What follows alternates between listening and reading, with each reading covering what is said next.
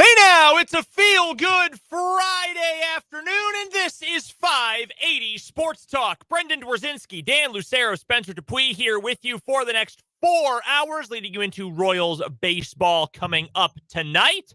6 o'clock pregame, 6:40 first pitch for Royals versus White Sox, game 2 of the day. We've got a bunch to get to. We would love to hear from you on the program today. Hit us up either on the Top City Metal Supply text line, 785-272-9429, or you can find us on YouTube. 580 Sports Talk is the name of our YouTube channel, and we would love for you to go in, subscribe to the channel, hang out, and let us know your thoughts and anything we're talking about on the show today. We'll get to the Royals here in just a moment. We've got about 6 minutes of Royals planned, about 30 seconds on the Chiefs. Quick word on Jerome Tang, and the other 3 hours and 52 minutes today will be dedicated to WrestleMania 40 coming up this weekend. Who is ready for Cody Rhodes to finish the story on Sunday night, folks? Good for him. Rockin' Roman versus Seth Rollins, Cody Rhodes also tag teaming Saturday night. Becky Lynch, Rhea Ripley for the Women's Championship. Come on, no? None of this? All right, I'm freestyling then. All right, I got 4 hours for you, folks. No, I'm just giving you a hard time. But WrestleMania is happening this weekend. But we will get to the Royals and their very fun win over a miserably bad Chicago White Sox team coming up here in just a few moments. Also this hour, we'll play some Change My Mind. And Brian Rauf of HeatCheckCBB.com will talk to us all about the Final Four. Brian joined us this week. Excited to have that coming up for you at the bottom of this hour. In the 3 o'clock hour, we will get to Jerome Tang. And if you are just hearing about this for the first time, I'm going to need you to sit down because you might be a little bit floored by what we're going to talk about in the 3 o'clock hour. If you've been terminally online today, like many of us in the studio have been today and every day, Jerome Tang is currently, according to reports from both John Rothstein and Jeff Goodman, college basketball insiders, he is the number one candidate now for the Arkansas head coaching job because, surprising everybody in college basketball, Chris Beard turned the job down. I don't know why that is the case, that he did not end up taking the job at Arkansas.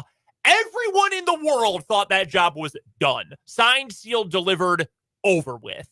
Judging by my perusal of the Hogville message boards, which I have not quite become fluent in, but have spent a fair amount of time on in the last 6 hours, the reason that didn't get done is because Arkansas might have the worst athletic director in the country. Again, that is according to the message boards denizens of Hogville, who right now, I don't know, would relieve themselves on Hunter Yurachek if he caught fire. So, yeah, they're not real big fans of their athletic director at the moment. And what it sounds like is that either he dropped the ball, or it was never a serious dalliance, and it was all a leverage play on Chris Beard's part to extract a little bit more money out of Ole Miss. Now, there hasn't been anything announced in that regard yet as far as an extension or anything like that, but there was radio silence from Chris Beard, and then about an hour and a half ago, he popped up with a tweet about how he was committed to Oxford. And now the attention has shifted.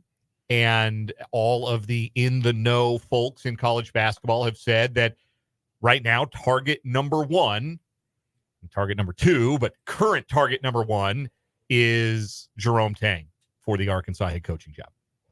Which is a lot. And we'll get to that coming up here again in the 3 o'clock hour. A lot to break down. We'll get to that in the 3 o'clock hour today. Also coming up, we'll talk a little Chiefs in the 4 o'clock hour, some trends for the Royals heading into this rest of the weekend against the Chicago White Sox. What is wrong with you is coming up. Matt Derrick is going to join us for our Chiefs Insider. We'll get to it all today on 580 Sports Talk. Again, your texts are welcome on the Top City Metal Supply text line, 785-272-9429. And we would love for you to join us on YouTube as well, 580 Sports Talk on YouTube. You can also find the video stream of the show if you have a disdain for YouTube.com for whatever reason. You can find the video stream on our website, 580WIBW.com, right in the center of the home page.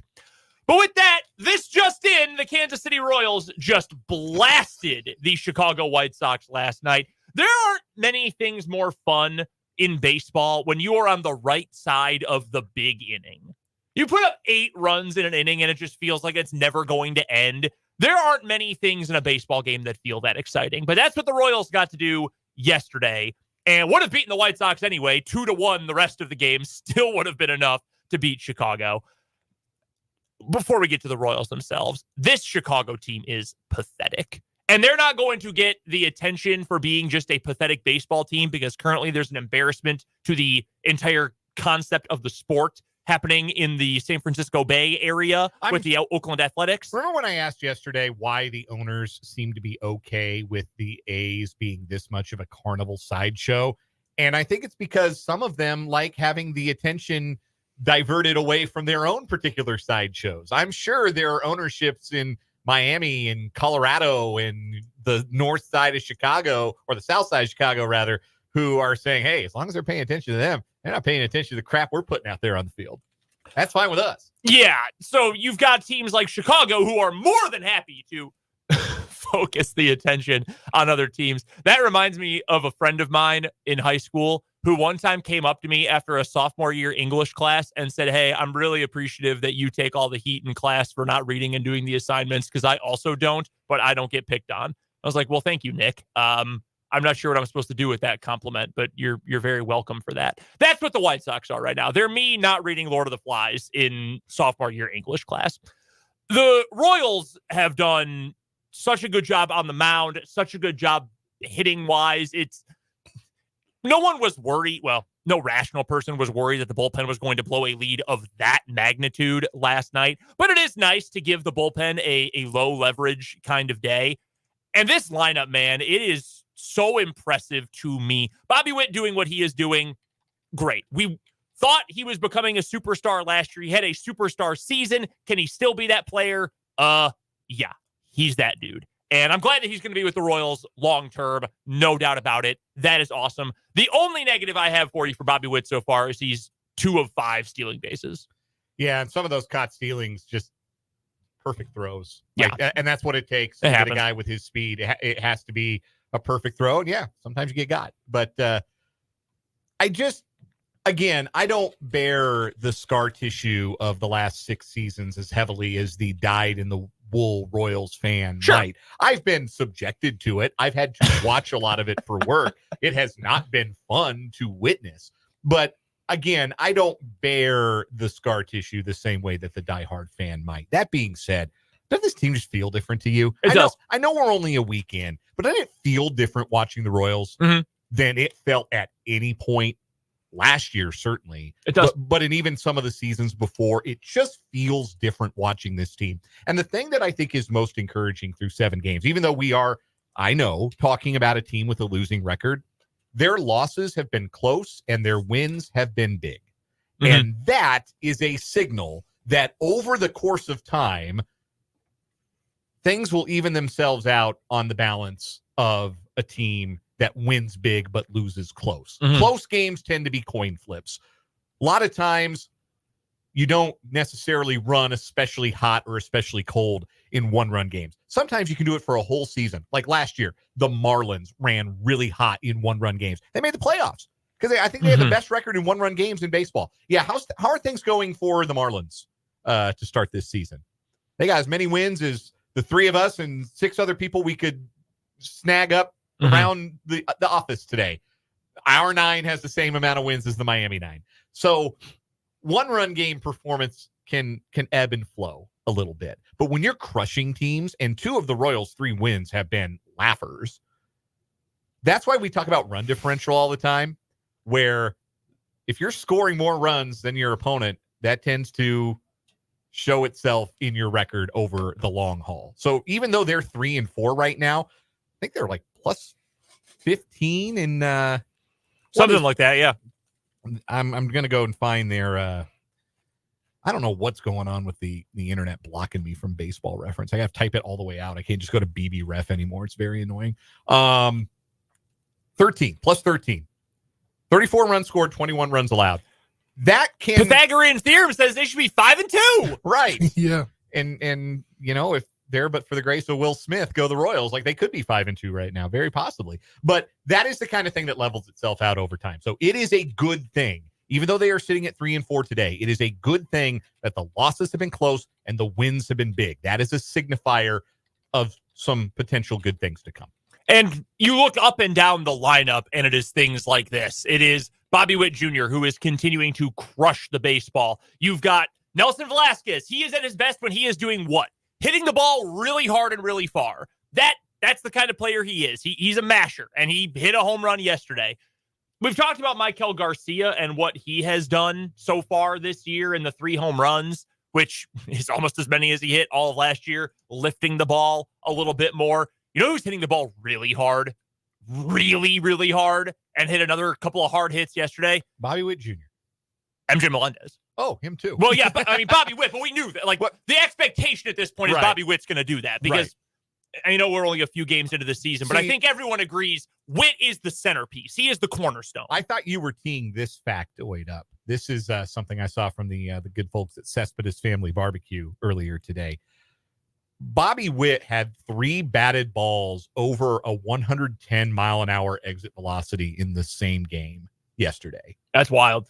He's only the 24th different player in the StatCast era to accomplish that feat. That's 2015. Bobby Witt Jr. has 8 batted balls over 110 miles per hour. Like, and even if you've never played ball or watched ball, you can understand how that is scalded. I mean, think of how fast pitchers throw. Like the pitchers with the strongest, most intense arms are throwing what, 102? Yeah. And you're thinking faster than that, harder than that, off the bat the other direction. And Bobby Witt Jr.'s done that 8 times in a week. Do you know how many batted balls of 110 miles per hour or more the Cleveland Guardians have as a team? 1. 0. That's not a surprise. 0. Yeah. There are 6 other teams in baseball who have only done it 1 time in a week. And Bobby Witt Jr. himself has done that 8 times. He is hitting ropes. But yes, Michael Garcia is doing the same thing. Not to that same level, but he's doing the same thing. And MJ Melendez. I didn't need to walk all over your point about MJ Melendez because that's a guy we almost overlooked a little bit going into this season. Mm-hmm. Because last year, I think the hopes were high that he'd be a breakout player. And then he couldn't make contact hardly in the first half of the season. He had a good second half, but by then, who's paying attention, right? Mm-hmm. No, he was locked in on the Royals in the second half last year, so you missed him have a respectable second half that was much more in line with what the expectations were for him to accomplish in his second major league season. And now he's come out driving the ball to the alleys, driving the ball over the fence. And look, I've been hard on MJ. I mean, shoot, I said like 3 weeks ago that if the Royals were going to make one more trade, I'd probably move Melendez. But he, to me, at the same time, is in the same kind of camp as Michael Garcia. Garcia had a better year last year, but it was if he can take his game to another level, that is a ceiling-raising move for this Royals team. A team that even without Vinny Pasquantino doing really anything right now, Witt's doing great. You've got Velasquez hitting. Perez is hitting his home runs, which we know he's going to do over the course of the year. If you can add another guy who's going to hit with pop like Michael Garcia, that takes this team to another level offensively. If you can also add MJ Melendez to that, I mean, you've got 2/3 of your lineup that all of a sudden are not just not black holes. They are actually, wow, these guys are genuinely dangerous hitters. That the Royals have not had that in forever. The Royals barely had that when they were winning World Series or won a World Series and went to 2 in a row. So to be able to have those kind of contributions, absolutely massive. And I give a lot of credit to MJ Melendez and credit to the coaching staff and the organization, the process the Royals have in place. But this is a great early return for MJ Melendez. I did not think we were going to see this year, and I'm very happy we have so far. I was looking at his Baseball Savant page earlier today. He is in the top 75th percentile or better in most, and the sample is tiny, I get that, but it's a matter of process, and it's the fact that he is hitting the ball hard, and he's always hit the ball hard. Right. It's the other factor is making more contact. He only struck out 4 times in 23 plate appearances, where he had been a guy striking out close to 30% of the time, even more than that through the first half of last year. He gets that strikeout rate down and makes more contact. Then you have to make contact to make the fact that you make loud contact matter, right? Yeah. That's why Bobby Witt Jr. was so what he was able to break out last year, because it was never a question of, oh, can he hit the ball hard? Can he drive the ball? Can he hit it out of the ballpark? Yeah, he can do those things. But to do those things, you have to make contact, which means you have to swing at better pitches. All of those things add up to what you'd call your approach as a hitter. And young hitters refining their approach is what we are seeing with Witt and Garcia and Melendez. And Velasquez is only 25 too. Yeah, he's young. Yeah, your youngest guys in the everyday lineup. Those are your 4 youngest guys playing every day. And right now they look like they have made significant improvements. You want to hear something else fun about Bobby Witt Jr.? He's also he's also been the best defensive player in baseball. Not a shock to start this year. You saw the double play he turned up the middle last night, right? The Great. Bale, Seth Lugo. Lugo worked his way in and out of some sticky situations last night. Which we've talked about the positiveness of this starting rotation. To see him get into some hot water and get himself out of it, I think it is good for this pitching staff. And it's clear the bullpen in non-high leverage situations is a good bullpen, but the back end of it is where the questions are. And listen, I have always felt like there is nobody I trust more with a 9-run lead and 3 outs to get than Jordan Lyles. I have felt that 2 innings, short sample size, but maybe the bullpen's what he needed. I have always felt like that was exactly the guy to put in a game when you led by 9 runs. Like even going back to his Rockies days, that was always how I felt about Jordan Lyles. And if he can be a guy who's, his whole asset is the fact that he eats innings, right? Mm-hmm. You can eat innings if you're a 2-inning bullpen guy. It doesn't have to be high leverage stuff. And like we said, Ian Kennedy ended up having a great second career as a bullpen guy. Well, great is relative, but a useful second career as a bullpen guy when he transitioned after being a starter. So maybe that's a useful spot for him. And he's still getting paid, so whatever. And when your starter goes 7 innings, you have to lean on your bullpen a little bit less. Good defense behind him last night. 4 double plays, including, why is Gavin Sheets running on Hunter Renfroe on a fly ball to shallow right field? Because the White Sox are bad, and they're not well coached, and they have bad players. That's what it comes down to. He was out by 10 feet. I can't believe you do that as the tying run in the 6th inning. Run on a guy whose carrying defensive skill is his arm. Like, you don't think he's going to catch the ball. That's one thing. But he's definitely, like in Stratomatic language, he's definitely a -4. Like, you got to respect the arm. He might be a 3 or a 4 defensively, but he's absolutely a -4 with the arm. Always has been. And I don't know why they're running on him. But, yeah, that's just to your first point about how wretched the Chicago White Sox are. That is one lousy baseball concern. There is no doubt about that. And this should be a big weekend for the Royals. They should dominate the White Sox. And I think if they do dominate the White Sox, they can come out of this weekend with 2 more wins in the final 3 games and come out of this weekend back at the 500 mark through 10 games. Then I think you're going to have to do a lot to convert the real skeptics, right? But I'm sitting here through 7 games, and I'm telling you, watching this baseball team feels different than watching them at any point last season did. Side note, the White Sox are so bad that in their how bad are they? Sorry, I couldn't resist. In their suites at their stadium, their game was blacked out. Yeah, they didn't even have the in-house feed for the game. They had it blacked out in the building. Because Jerry Reinsdorf, well, this is not a Chicago radio show. I will not complain about Jerry Reinsdorf because that could take us to the top of the hour. We do owe you a timeout. We're just getting started on 580 Sports Talk. Coming up next, we've got some Change My Mind. And then we'll talk to Brian Rauf of Heat Check College Basketball about the Final Four coming up later on in this opening hour of 580 Sports Talk.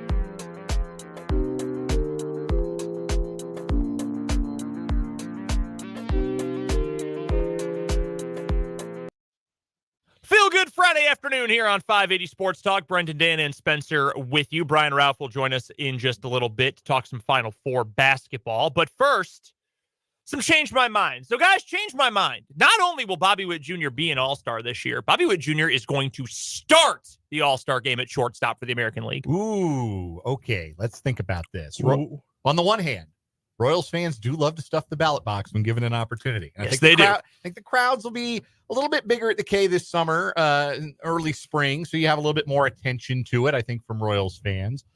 Flip side, reigning champions have a stud at shortstop who won the World Series MVP last year. And I think it'll probably be Seager, provided he's healthy and gets off to a decent start, though. Bobby Witt Jr. keeps doing this, and the Royals put some early wins on the board. That's going to be hard to ignore. I think the big difference maker is going to be nobody. And I mean this both as a joke, but also entirely seriously. There is no one on earth who cares about any sort of all-star game more than people in the Kansas City metropolitan area do. As much as I dislike all-star games, Royals fans love them. Absolutely adore all-star.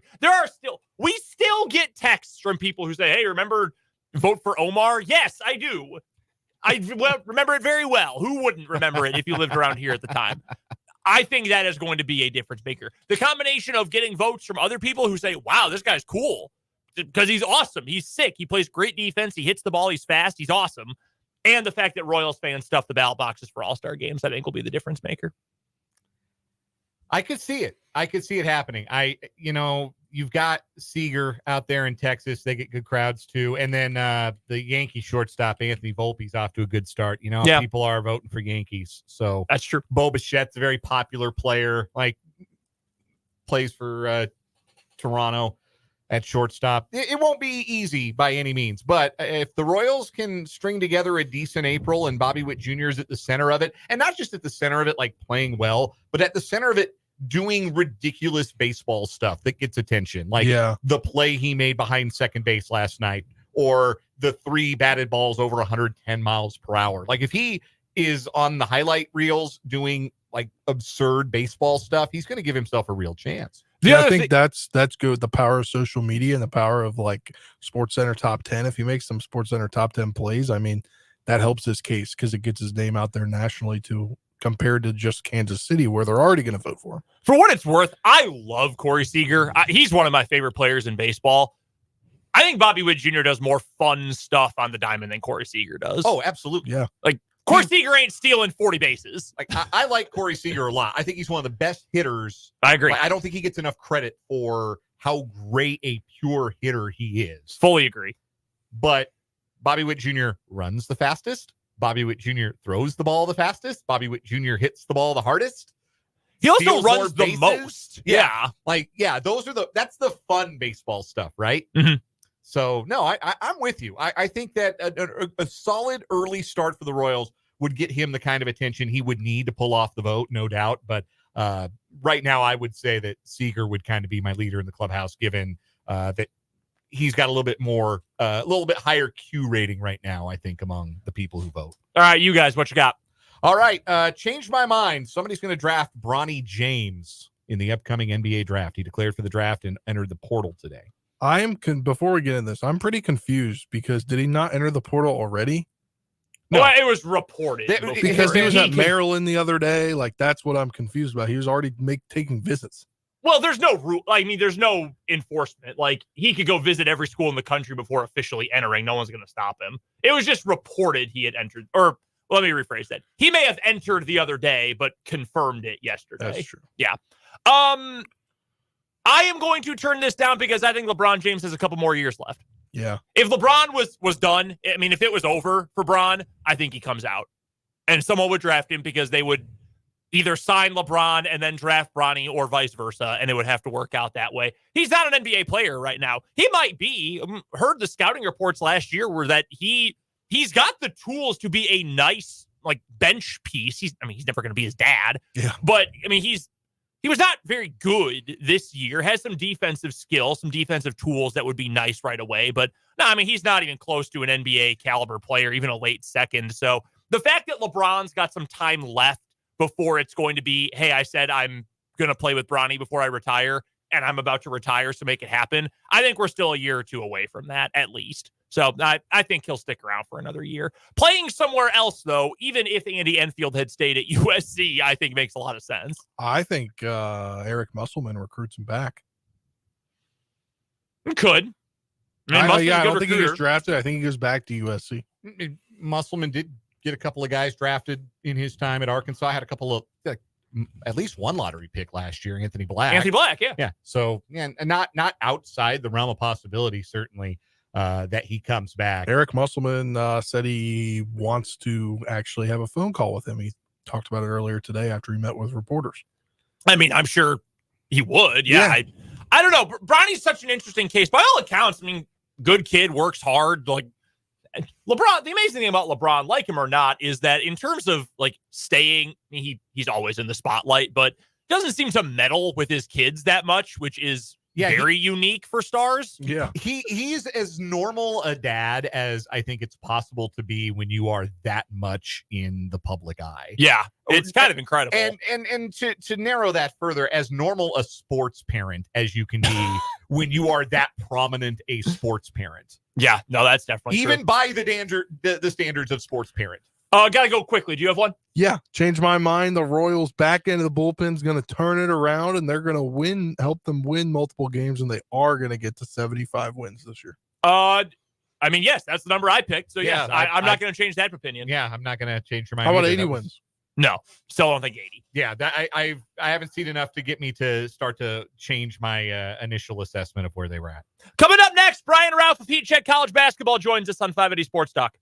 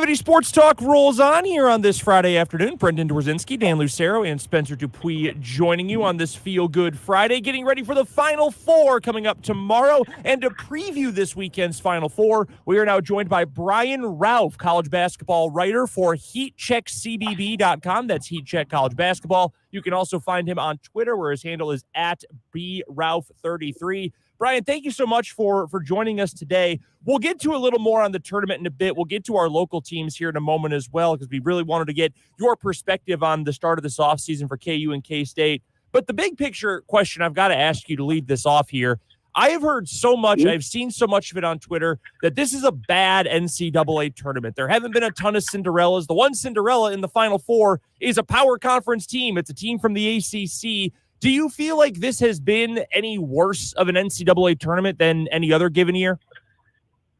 No, I don't. I think that it has lacked the high-end Cinderella, the traditional Cinderella that we've really been spoiled with the last 3 years. Or you go back down the list, there was Oral Roberts, there was FAU, Princeton made that Sweet 16 run.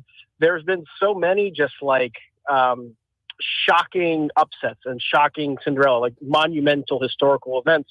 The FDU beating Purdue as well. The tournament didn't have those.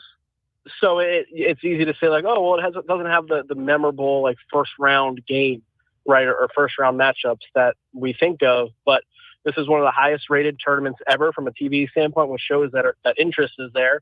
And I think part of that's because you're seeing the better teams, the brand names, playing later in the tournament, because we love to have Cinderellas that first weekend. But we also love when the best teams throughout the sport and the best brands are playing each other down the stretch. And NC State is a Cinderella, and I think NC State is a worthy Cinderella given where that program has been, given the run that they've been on going back to the ACC tournament, and the fact that they have a ACC level fan backing as well certainly helps things too. So I think this has been a lot of fun.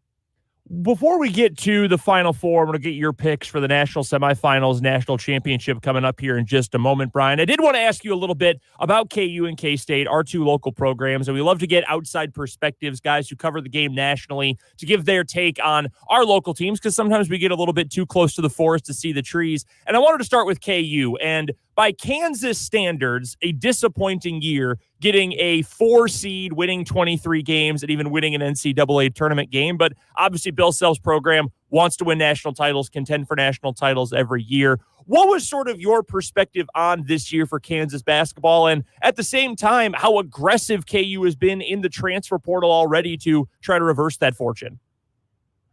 Yeah, I think Bill Self knows that, because one of the issues with this year's team obviously was depth. And not just overall depth, but depth of scoring options and guys who could create for themselves. Kevin McCullough was really the only one who could, and even he is somewhat limited in that. He's more of a complementary offensive piece and an awesome defensive piece. We saw him maximize, I think, his offensive potential this season. But guys like Hunter Dickinson need the ball thrown to him. KJ Adams need the ball thrown to him when plays drawn up. There isn't that individual creator. Now, Arterio Morris could have been that, and obviously everything that played out there, I think Kansas handled that the way they should have, but they anticipated having a little bit more of that this season than they did. And so I commend Bill Self and this Kansas staff for going out and attacking that, because it's something that they need. And if they are going to get back to being at the level that we've come to expect from Kansas, well, typically Kansas has 2, 3, 4 of those guys, right? And so to have none or one was a little jarring, and they know that's what they need to address.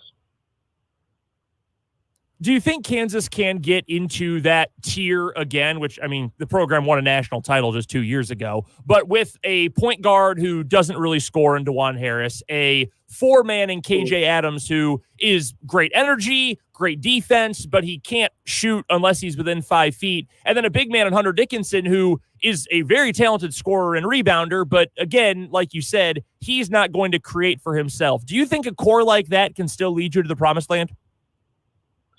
I do, if that the fourth piece you add to that core is a dynamic offensive wing, right? It's an incomplete core without that. And there are going to be somewhat limited options in transfer portal, and players are still entering that every day. And so who knows what kind of options there will be there.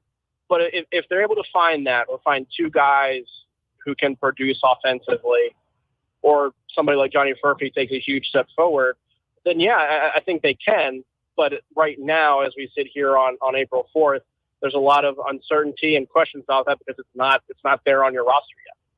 Talking to Brian Rauf of Heat Check College Basketball, HeatCheckCBB.com, joining us here on 580 Sports Talk as we get ready for the Final Four coming up tomorrow. You can find him on Twitter at BRauf33, and of course, go check out his work at HeatCheckCBB.com, covering the game from a national perspective. For K-State on the other, well, not really the other side of the state, about 45 minutes in the other direction from where Lawrence is from us right here. Again, sort of a disappointing year this year. Miss out on the NCAA tournament, go just one and done in the NIT. Jerome Tang, his perspective locally is, generally speaking, everyone thinks he's a really good coach. K-State fans think he's going to save this program long-term. KU fans love to make fun of K-State and say, oh, you're going to lose into a better program. I think that tells you how much he is respected here locally. From your perspective, 2 years with him at K-State, taking them to an Elite Eight, then the down year this year, where do you stand on Jerome Tang and the future of this K-State program?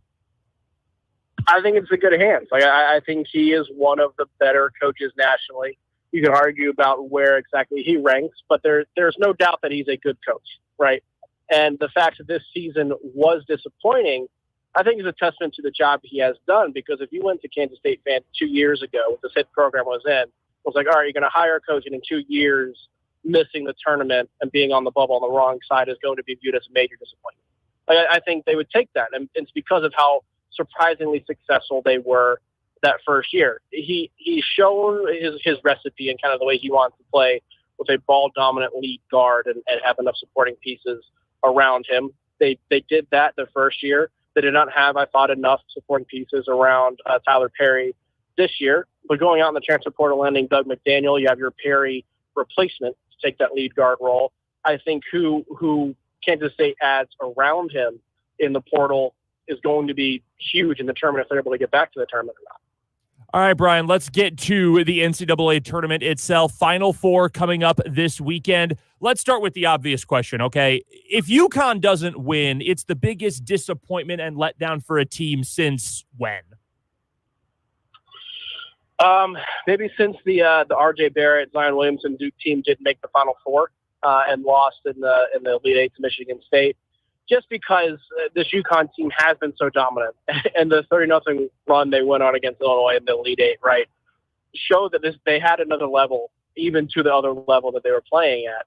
Now, I think you can look at this team, and if you want to look individually, you can say there are no surefire lottery picks on this team. Donovan Clingan is probably going to be one, probably going to be a top 5, top 10 pick. That may have more to say about the draft than anything else and the strength of the players in this draft. But there aren't the surefire stars that last year's UConn team had, for example. But the way they've been playing, as consistent as they've been playing, I've been calling them the inevitable force for the last month or two, just because they seem somewhat invincible, right? And they've played like that. At the same time, I believe the last time they lost was at Creighton. And it's because Creighton got red hot from three and spaced the floor and does the thing that Creighton does. Well, nobody does that better than Alabama, right? So I do think there is a scenario that is in play where Alabama gets hot, gets up on UConn early, and make things interesting. But UConn is coming to the Final Four as the heavy, heavy favorites, and I think should be. I'll be shocked if they don't win. This Alabama team, they play a fun style of basketball. Nate Oates' teams have always played a fun style of basketball, and Mark Sears is playing phenomenally. The complementary pieces are stepping up. But UConn, the heavy favorite, as you mentioned, for a reason. Is there any sort of avenue other than just getting red hot from three that could lead to Alabama staying within a possession or two or possibly winning this game? Well, I think it starts with hot three-point shooting because you're already having to climb a tall mountain. And if Alabama is going to do that, you have to be playing the way you play at your best level, right? You have to bring your AA plus game to beat UConn. But I think you also need to have Mark Sears outplaying Tristan Newton in the backcourt, because Mark Sears is the engine that makes Alabama go. And he has been playing at a first-team All-American level the last month or so, really since postseason play started for Alabama. He's going to be an All-American, probably not first team, but he's taken his game to even another level. And then I think you have to mitigate Donovan Clingan inside somehow. And Alabama has not had a strong front court throughout most of the season, but has gotten spot play from guys in the NCAA tournament that has helped them, right? You saw the way Pringle played against Clemson in their Elite Eight matchup, and that was huge for them. So if they can make Klingons impact or get them in foul trouble or something, that's part of it too. There's a lot of boxes that Alabama's going to have to check to do it, but they have the talent to. Previewing the Final Four with Brian Rauf of HeatCheckCBB.com. Heat Check College Basketball here on 580 Sports Talk. Final Four coming up tomorrow down in Phoenix, and coverage of the national championship game next Monday you'll be able to catch right here on 580 WIBW. Other side of the bracket, Brian, we get North Carolina State, the 11 seed, who we've talked about a little bit already, versus Purdue, trying to do what Virginia was able to do back in 2019, follow up a loss to a 16 seed, and come all the way back to win a national championship. Purdue's got the National Player of the Year in all likelihood in Zach Edey. This is the most fun big man matchup I can remember in the last, I don't even know how long, because you've got the dominant force in Zach Edey versus the best story of this tournament, which is the rise of DJ Burns. My co-host here, Dan, thinks that Purdue is going to put North Carolina State in a body bag, though. Doesn't think the Wolfpack have quite enough to overcome this matchup. What do you make of Edey versus Burns, Purdue versus NC State? Yeah, I think so, too. Well, Purdue should be the heavy favorite in this game. But, I mean, we could say that about the last 8 games that NC State has played, really, or 7 of the last 8. You take the game against Oklahoma second round out of that. This NC State team should not be here. And the magic has to end at some point, and there probably is not a more likely chance of that happening than against this Purdue team that seems like such a well-oiled machine. Zach Edey is playing at a historical level right now. I think he can mitigate a lot of what DJ Burns does just with his size and length. But at the same time, DJ Burns' craftiness can also get Zach Edey in some foul trouble and present some interesting matchups there. The one thing with Purdue, if we're looking at a potential upset here and ways that NC State can win, is NC State has a little bit more athleticism on the perimeter, and Purdue has had some trouble at spots this season, not consistently, but at spots, keeping athletic guards out of the paint and defending the perimeter. If NC State can get an advantage there and make a couple shots early, because that's one thing with NC State, too, on this run, is that they haven't faced a giant deficit. They had a 9-point deficit in the first half against Duke about 15 minutes into that game, and that was the biggest deficit they faced this tournament. They responded with a 40-17 run or something insane like that spanned about 15 minutes after that. But this NC State team has not gotten out of games and has been in them early for the most part. So if they're able to do that, I think you could still see the belief grow with this team, and that's going to have to start with them gaining an advantage on the perimeter. This has become a very hotly contested question. It has been hotly debated on this program specifically. Is Zach Edey good, or is he just tall? He is incredibly good. Being tall helps him, and it's a bit naive to think that it would not help him. But if Zach Edey was 6'10", he would still be a National Player of the Year. As skilled as he is, as good as his footwork is, as good as his touch is around rim, he would be good if he was the normal size of a big man. The fact he's 7'4" helps make him be as dominant as he has been, but he's still an incredibly, incredibly good player. There are countless guys down the list. You can go through college basketball history, you can go through even NBA history, guys who are his height, as tall as he is, if not taller, and have been nowhere near as productive, like guys who've been that tall and can't stay on the court. He is playing 30-plus minutes a game and being as dominant of a basketball player as we've seen maybe since Shaq, right, in terms of a low-post presence. There is skill that's involved in that, a high level of skill involved in that. I think it is somewhat easy to say, oh, he's 7'4". Everybody is 7'4" can do that. But nobody has. Nobody who's been taller than that has. Nobody who's even been close to his size has. He deserves more credit for the skill, his skill level. Last couple of questions here for Brian Rauf of Heat Check College Basketball, HeatCheckCBB.com. Joining us on the Fleming Place Wine and Spirits hotline here on 580 Sports Talk. All right, Brian, is UConn the pick then for Monday night? Yes, I think so. I think we see UConn Purdue. The Donovan Clingan Zach Edey matchup would be incredibly fun as well. I think we could see 2 fun matchups with Zach Edey this weekend. But yeah, UConn and Purdue, I think I'd love to see in the title game, heavy favorites. And then I think UConn pulls out, which should be a really fun game. But I think UConn will be cutting down the nets again. Before we let you go, Brian, I did want to get your quick thoughts on some of the movement on the coaching carousel. I feel like this has been kind of a unique, kind of a an exciting coaching carousel, if you will, with all the jobs that were open, surprising jobs that were open, certainly. Do you have a move so far, coaches moving from one place to another, maybe your favorite fit and your least favorite fit on the carousel? Yeah, my least favorite one is probably Andy Enfield at SMU. It just feels weird.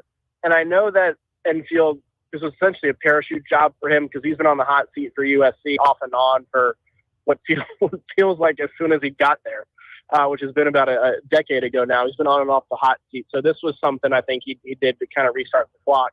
And SMU going to the ACC wanted to have a bigger name in there that can recruit, but it is much harder to recruit the level that Enfield recruited at USC than it will be at SMU. And the style of play, I don't know if I see that fitting as well. But my favorite one, I think, was Pat Kelsey at Louisville. I know Louisville struck out with some of the bigger names that they had, and it kind of ended up with Kelsey. He joked in the press conference that he was their third or fourth option. But I think that fit is going to be incredible. The way that the energy he brings, I think, is something that the Louisville program needs right now. He's already attacked the transfer portal incredibly hard, and he's gotten guards, which Louisville hasn't gotten in 2 or 3 years. I think he's a really good coach. He brings the energy. He, I think, has been somewhat discounted because some of the stuff he did at College of Charleston was a little bit more gimmicky. Even going back to his time at Winthrop was more gimmicky with the promotion and things like that. But I think that overshadows how good of an X and O coach he is as well. So you add the energy that Louisville needs, combined with him being, I think, one of the better X and O coaches in the country, certainly top third in the country. I like that a lot. I think he'll have Louisville back to being one of the ACC's better programs sooner rather than later. Breaking down the Final Four, the coaching carousel, and everything else college basketball with us here on 580 Sports Talk is Brian Rauf. He covers college hoops for HeatCheckCBB.com, HeatCheck College Basketball. Go find him on Twitter as well. His handle there is at BRauf33. Joining us this afternoon on the Fleming Place Wine and Spirits Hotline. Brian, thank you so much for the time. Know it's been busy with the Final Four going on, some time out in Phoenix covering the sport, but we appreciate the time. Enjoy the games this weekend, and hopefully we'll run you down the road. I appreciate it. Thank you so much. That's Brian Rauf from Heat Check College Basketball. We have 10 seconds. Your thoughts on Zach Edey? Just tall, not big. Not good. We talked a little bit about Jerome Tang with Brian. We've got some news and at least some rumors about Jerome Tang we'll get to lead off the 3 o'clock hour of 580 Sports Talk coming up after the news.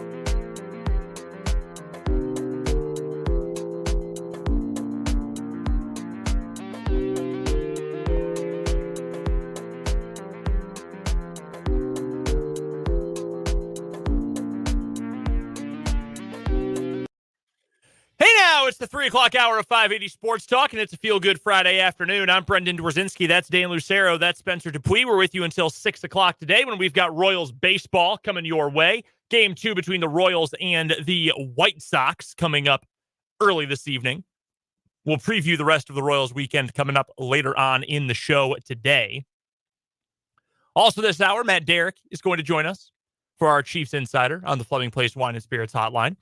We will get to the latest on Jerome Tang and a whole bunch of rumors coming out of Northwest Arkansas, and we will also have this week's edition of On Second Thought. You're welcome to be a part of the show. We'd love to have you on YouTube. Our YouTube stream can be found on our channel called, fittingly, 580 Sports Talk. Just go to youtube.com, search 580 Sports Talk. It's the easiest way to find us there. You can also find the show's video stream on our website, 580wibw.com, on Facebook at WIBW News, and on Twitter at 580 Sports Talk.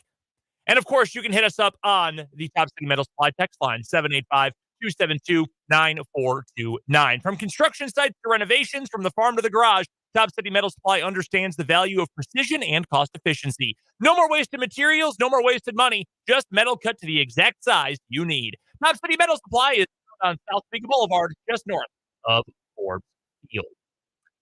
Jerome Tang has been phenomenal as the head coach of the Kansas State Wildcats. And yes, just one appearance in the NCAA tournament in 2 years, but circumstances well out of his control this past year. No Naquan Tomlin for, at this point, there's been so many rumors and so many reasons given why or why not he should have played.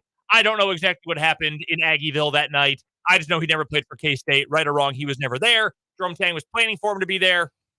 It is what it is. No Quez Glover. You didn't have a point guard all year because Quez Glover got hurt, started to come back, and then got hurt again and never ended up playing again for you. Again, it is what it is. That really derailed this season for Kansas State basketball. But I think everybody in the country is pretty high on the coaching acumen of Jerome Tang, who, by the way, you may have forgotten this, was last season's National Coach of the Year in his first year as a college head coach. Beyond the on-the-court stuff, though, what Jerome Tang has done as far as changing the culture around Kansas State basketball and turning it from a culture of, I would say apathy. I would say apathy was beginning to set in at the end of Bruce Weber era. Oh, it wasn't beginning. I think even, and K-State fans, hop in on the Top City Metal Supply text line, tell me if I'm wrong. We went through a couple of those games at the end of the Bruce Weber era. Apathy had fought well at that point. Bramlage was dead. It was half full. It was dead. You didn't have the engagement with the community. You didn't have the engagement with the students. It probably is me being a little kind to say that he was just beginning to set in. But it feels like Jerome Tang has connected with Kansas State University, connected with the student section, and provided something like a fresh coat of paint for a program that was sorely in need of one. And it is not a stretch. It is not an exaggeration to say that he's beloved by Kansas State fans in Manhattan. And he means a lot to a fan base who was starving for a coach and a team and a program to connect with that they felt like didn't have for the better part of the Bruce Weber tenure. It's been great for the program, for the athletic department. We even have a fan here. I'm assuming a K-State fan from the 316 on the text line, the Upton Mills text line, who compares Jerome Tang and what he's brought to Kansas State culture-wise is a continuation of what Bill Snyder did for Kansas State. Just that feeling of making more feel possible and bringing people together and having power and respect. The respect and the sway. Do you know how much college kids like to swear in public? Quite a bit. Do you know how much of a kick an 18 to 22-year-old gets out of saying the F word out loud when they're away from their parents? Yeah. I was that age once. I can attest to this. Yeah. Jerome Tang has all but squashed a chant that, frankly, when KU was not at Bramlage Coliseum or Bill Snyder Family Stadium, was a blight on the K-State game. That chant was a blight on K-State fans and a K-State experience. And you might never fully get rid of it. But the fact that it is now only present when KU's in town is a credit to how much respect Jerome Tang has, because he has spoken to people from his heart and like an adult. He has talked to the students like they are adults and bargained with them essentially like adults. Yeah. And earned that concession. And I just think that's a testament to the leader he is and a testament to the person that he is and the heart that he has. And this, I have said it over and over again. I think that I'm very careful when it comes to the public personas of college coaches, people I don't know, and saying I have a certain level of regard, a certain level of respect. But I will not be shy about saying how much regard I have for him. And he is the kind of person that if he's in charge of your program, you should want to keep him in charge of your program for a very, very long time. But you know what else that means? Other athletic departments also want that guy in charge. And I think, the kind of athletic department that would really want a guy like that in charge, one that spent the last 3 years playing the will he, won't he game year after year after year. Arkansas Razorbacks. Everybody, truly everybody in college basketball was under the assumption until this morning that Chris Beard was going to be the next head coach at Arkansas. I thought that was going to be the case. The insiders all thought that was going to be the case. Arkansas beat writers thought that was going to be the case. Brandon Marcello of 24/7 Sports, within seconds of Eric Musselman officially becoming the new head coach at USC, tweeted out the pig or hog emoji and the bearded man emoji, essentially saying, beard to Arkansas. Brandon Marcello pretty tapped into things, one of the national guys over at 24/7. Everyone thought that, and then this morning it was announced that he was out of the running. And he has since tweeted, hotty toddy, great things coming to Ole Miss. Yeah, until next year, but that's neither here nor there. That sends shockwaves through everybody. That's one of the first things I saw when I checked Twitter today. I thought, whoa, what? I don't think that's surprising. I was not expecting that. And then immediately, John Rothstein of CBS Sports, Jeff Goodman of the Field of 68 and other publications recently, they have come out and said the new favorite to get the job is Jerome Tang. There was a report this morning from Tim Everson over at the Manhattan Mercury, just 45 minutes west of here in the capital city, said that, hey, Jerome Tang met with brass in Arkansas. And my first response to that was, I still don't think he's taken the job. But also, I mean, this is good business. And this is what Lance Leipold has done for 2 years now at KU. And it's what most coaches should do, frankly. Get more money. Get more money for your assistants or more commitment to NIL, whatever it is. That's fine. But then these things really kind of came together with all these reporters saying, no, Jerome Tang is now the favorite to get this job. I mean, Tim Everson's reports that he was one of the two favorites. And I thought, well, maybe that's just a favor to his agent or something, or a ploy to get some money. This feels quite real, and not real in the sense that it is over and he is leaving Kansas State. I am leaning toward he is going to end up at Arkansas. I don't think I am convinced. I am leaning he is going to end up at Arkansas. I would put myself at like 55-45 right now. I'm not going there. This feels like we just saw one coach use Arkansas. Let's see if we can use them too. Do we know he used Arkansas though? Like, Ole Miss is not a worse program than Arkansas. Ole Miss is an awful basketball program, a program with no history. Name me like 3 Rebels who aren't Marshall Henderson from the last 20 years. That was my first one. Like, Ansu Cisse? that program sucks. Yeah. The only reason Chris Beard is there in the first place is because of horrific allegations against him when he was at Texas, and he was essentially persona non grata for most athletic departments in the country. We know the SEC is different. We know Ole Miss is different. I don't know, and he might have just used it as a ploy to get more money from Ole Miss. I don't know. I'm not saying that that's wrong. I don't know that that is the case. Something is weird about that, though. How does that not happen? And that it's such a strange situation. It is moving so quickly that it makes me believe that something is happening here. Now, our pal Tim Fitzgerald, we didn't get to talk to Fitz this week because of that Orioles buffoonery on Wednesday. But he has said over at Go Power Cat this could very well be a leverage play. And there's an Arkansas reporter as well, Jacob Davis, who has written about Arkansas for forever, to the point where Dan asked me if I knew him, and I said, well, actually, I think I do, which is weird. I don't know many Arkansas beat writers. He said he has heard this is very potentially a leverage ploy. He also had someone tell him that he thinks that the administration at Arkansas really likes Jerome Tang. A lot of mixed messaging. It's the fact to me, and maybe I'm overselling it too, and if you guys feel like I am, that's totally fine. The fact that this has gone 180 so quickly from Chris Beard makes me think there's a lot of smoke here. I mean, there is a lot of smoke. It makes me think there's some fire to it. Well, I was watching Fitz's daily delivery this morning, and there was no smoke there at that point. It appeared. Yeah, like I mean, it appeared. He was convinced this wasn't going to happen. It appears the fire started very fast. Yeah, and I think that's what it is for me. It's just the now. fact that this happened so quickly. And for what it's worth, I would like to make this very clear when I say that. I do not want him to leave. I would like Jerome Tang to get a big, fat contract extension and raise at Kansas State. I don't want him going anywhere. We know it is well publicized that there was a rift between Jerome Tang and the university president, Richard Linton. Yes. Regarding how the Naquan Tomlin saga played out. That those two were at odds regarding Tomlin's ultimate departure from the team and departure from the school, that at one time they were in lockstep about how to handle it.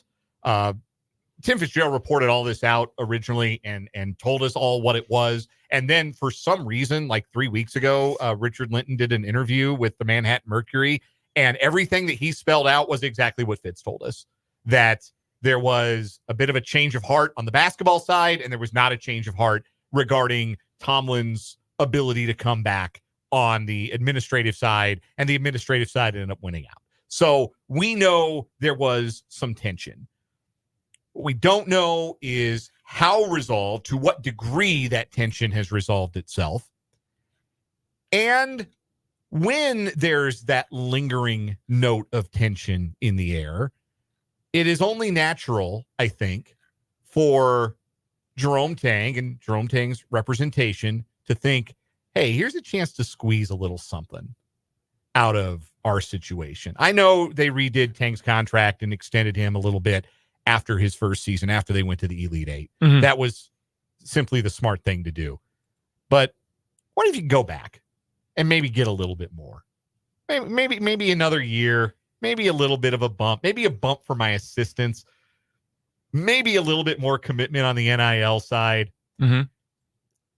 I really feel like Arkansas is the kind of program that can get played like this multiple times. Like, let's be honest about what Arkansas basketball is. They won a national championship in 1994. Do you know when the last time they won a regular season conference championship was? 1994? 1994.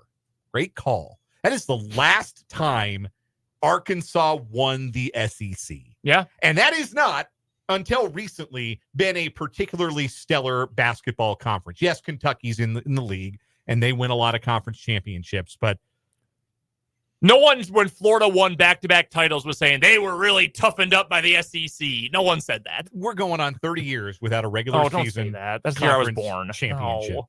Sorry, man. Yeah, you have no memory of Scotty Thurman hitting that shot. No, I was not alive. You have no memory of that. God, I turned 30 in 5 months. I'm so washed. This is a program that has gone the route of hiring the hot name who just went to an Elite Eight. Stan Heath. 1 year at Kent State, took the Golden Flashes to the Elite Eight. Stan Heath went 82-71 as the head coach of the Hogs. That didn't really work out. No. Then they hired Dana Altman for 1 day. And are you saying that didn't work out? No, I'm saying that did not work out. Yes. They've also done the career assistant route, like the career assistant with not a lot of head coaching experience, Mike Anderson. And Mike Anderson was there for 8 seasons and went to the tournament 3 times. Was it really 8 years? Holy cow. Yeah, he was there 8 years and went to the tournament 3 times. So I would think there would be some hesitation on Arkansas' part. There certainly is hesitation. Like if you go read the Arkansas message boards, Hogville's free. You can go read Hogville. Bring eye bleach. Yes. Go. If you want to lose a little bit of faith in humanity, go read Hogville. If you like a little bit of not so thinly veiled racism to go along with your criticism of Jerome Tang, Hogville's the place to go. Anyway, they're not real keen on this. And I know, like, the internet, Twitter, none of that is real life, right? Mm-hmm. But there is certainly a percentage of the Arkansas fan base, a not insignificant one and a not silent one, who would be less than enchanted with the hiring of Jerome Tang. And I guess in the end, that would be my question for Jerome Tang. You could go somewhere where you got to prove yourself all over again. Mm-hmm. And, some competitors love that as a challenge. Some people love the challenge of, because there's nobody left on that Arkansas roster, right? They all hit the portal when Musselman was about to leave. You'd have to re-recruit all your 5-star guys. Layden Blocker's in the transfer portal, one of your best guys. Baye Fall, your big man, he's in the portal. You got to bring all those guys back and then go build out the rest of your roster. But some competitors love a challenge. Maybe Jerome Tang loves a challenge. But my question to Jerome Tang would be, do you want to go somewhere where you would have everything to prove, or would you rather be the king of Manhattan, Kansas? If all other things are equal, if K-State can make the financials work, and I have no reason to believe they can't be competitive with what Arkansas could offer. I know Arkansas's got Walton money, but they're not broke in Manhattan either. They can make it happen for Jerome Tang if they want. If all other things are equal, why would you leave a place where you are as beloved as you are already 2 seasons in Manhattan, Kansas? Well, I think that begs the question, is everything else equal? Which that's I would hope, but I don't know that it is. There's a lot of unknown at this point. I do not know why Richard Linton spoke last month. I mean, to the newspaper. I don't understand why he did that, why he thought that was a good idea. And I don't know that that is still something that is at the forefront of Jerome Tang's mind. I'm sure it didn't make him thrilled that that's what happened. That's the question to me, because I don't disagree with anything you just laid out there. It just comes down to me, is everything else equal? Because if it's not, maybe that's the place you go. Now, it's also a different culture down there. That's different.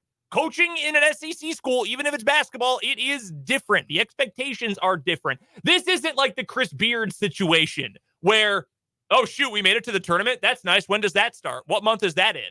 That's Ole Miss basketball for you, okay? Much different situation. Arkansas, at the very least, unlike in Ole Miss, for example, cares about basketball. They haven't been a great program since 1994 and 40 Minutes of Hell. I agree with you 100% on that. And again, I hope that nothing changes here. I hope Jerome Tang is going to get another $500,000 added on per year in his contract. He's going to get another extension and a stronger commitment to NIL, whatever it ends up being. And again, because fans on the other side of the aisle in state have been making fun all day of this, if Jerome Tang ends up coming back, okay, hypothetical. Jerome Tang today, right as we go off the air, because that's always how things work. 6 o'clock on the dot, we get a tweet from Jerome Tang where he says, can't wait to get more dudes in Manhattan, with a GIF and a picture of him throwing up the Emaw hand sign. This is exactly what happened in Lawrence the last 2 years for football, right? Right. The exact same thing. So I don't even blame Jerome Tang and his agent for using this as a leverage play. I don't. Go get yours, man. I don't care. Not my money. I don't care. Go do whatever you have to do. So I think that's also something to keep in mind here. This is not exactly unique to Kansas State. The unique part of it, again, is the other stuff. Yeah, the fracture, to whatever extent it was, and it sounds like it was pretty severe, at least initially, between Tang and university leadership. Has that been healed sufficiently? Can that be healed sufficiently? Some wounds don't heal. Some wounds leave scars. And if there is truly a desire for a different working environment from Jerome Tang, then no amount of money is going to keep him from taking the next thing smoking out of MHK and finding a new job. But I think at the end of the day, if you can make it work with your university president, and I would like to believe that both men are reasonable men and can set some differences aside and do what's best for the university, do what's best for Jerome Tang, then I think he's going to stay in Manhattan. Like my thought here still is that I would be very surprised if Jerome Tang is not the head coach of Kansas State for next year and the foreseeable future. I I would still be very surprised. I'm 70-30 right now. If you're 55-45 the other way, I'm 70-30 he's sticking around. Because if one coach just played Arkansas like a fiddle, why wouldn't the next man and the next man's representation? Because that's who feeds. Jerome Tang did not call Jeff Goodman and Matt Norlander or Seth Davis this morning and John Rothstein and say, hey, guys, just a heads up. I've got a little interest in that job in Fayetteville. No, that's Jerome Tang's agent. There is a good chance, however, that John Rothstein called Jerome Tang this morning, though. Texted him. Yeah. Did anybody get left on red more than John Rothstein? No one on earth. No one in the entire world gets left on red more than John Rothstein does. I remember one time when Bill Self it must have been 21, shared a quote about, I don't even remember what it was. It was something about, staying tough in the face of adversity or whatever. And it was something that John Rothstein had been tweeting every other day. And I thought, oh my God, he just got this from John Rothstein. Bill, what are you doing? Do not quote this man. Coming up a little bit later on this hour, Matt Derrick is going to join us. We'll switch gears over to the Kansas City Chiefs. First, though, we've got this week's edition of On Second Thought. On Second Thought, I should have remembered what the segment said and had it up and in front of me. That's coming up next on 580 Sports Talk.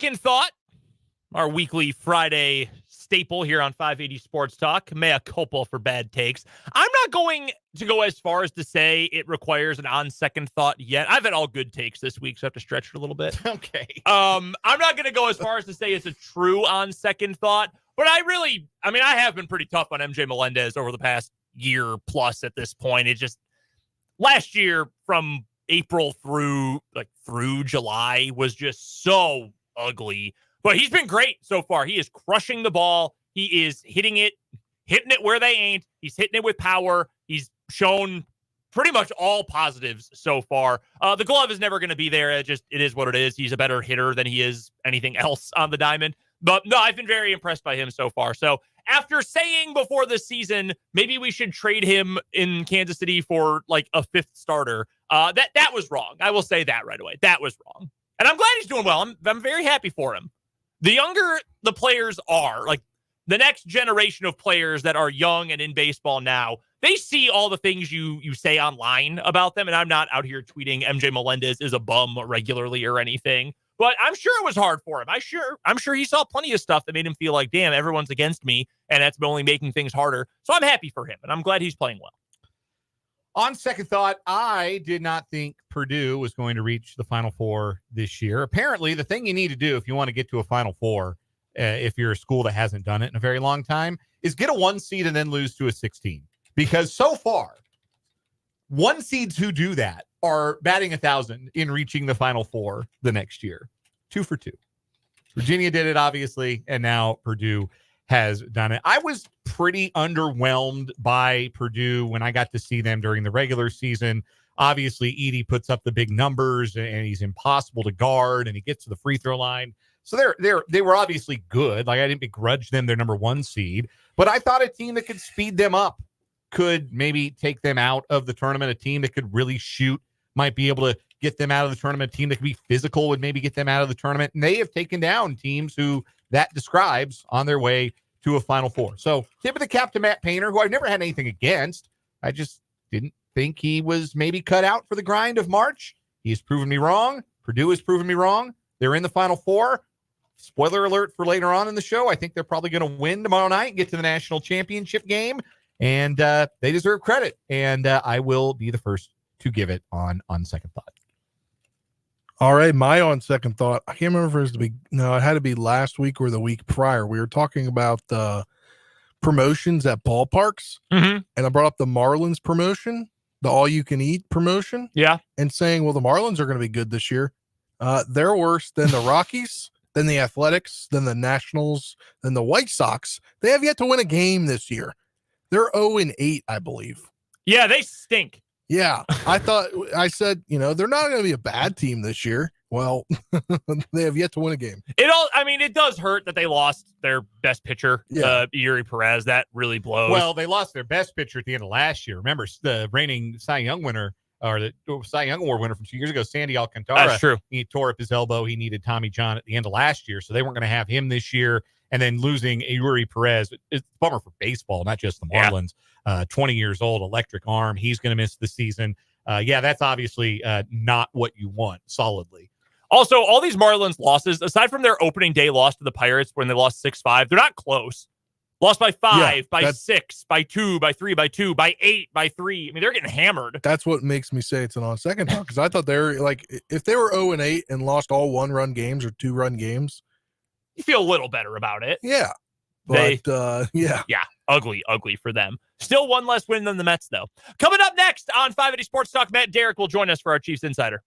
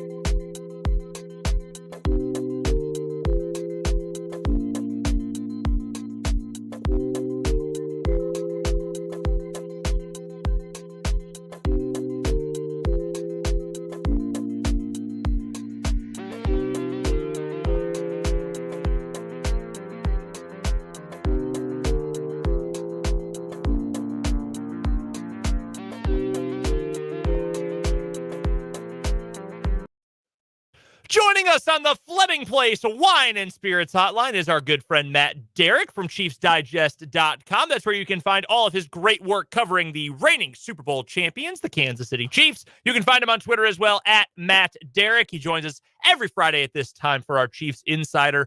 Important first question for you, Matt. Are you a professional wrestling fan, or have you ever been a professional wrestling fan? I mean, I'm never really a huge fan. I mean, the only time I pretty much watched wrestling, and this will age me, was when the main event would be on Saturday night instead of Saturday Night Live. Sure. You know, you'd watch that, you know, but that's really about it. So, I mean, most of the wrestlers I know and everything, they're like from the 80s. So I'm an old guy. So I'm assuming then you will not be tuning into either day of WrestleMania this weekend. I think that's going to be a miss for me. Man, I'm all alone today. No Dan, no Spencer, no Matt. No one here is going to be watching with me, but that's fine. I will watch alone, and that's usually how I watch wrestling. And it anyway. will be your good on Monday. We'll get a full show recap. Yes, it will. I won't feel yeah. like I'll miss anything. Yeah, we might spend a whole 4 hours on it on Monday, Matt. Matt, the Kansas City Chiefs. What is the biggest need the Chiefs have left? I mean, I think with maybe some of the extracurricular activities going off the field, you might say that wide receiver is even more important than it was before. But I think you look at this roster and you look at who the starters are and where the holes are and everything. I think you'd say that yes, they could certainly use more competition and more talent at wide receiver. You can never have enough there.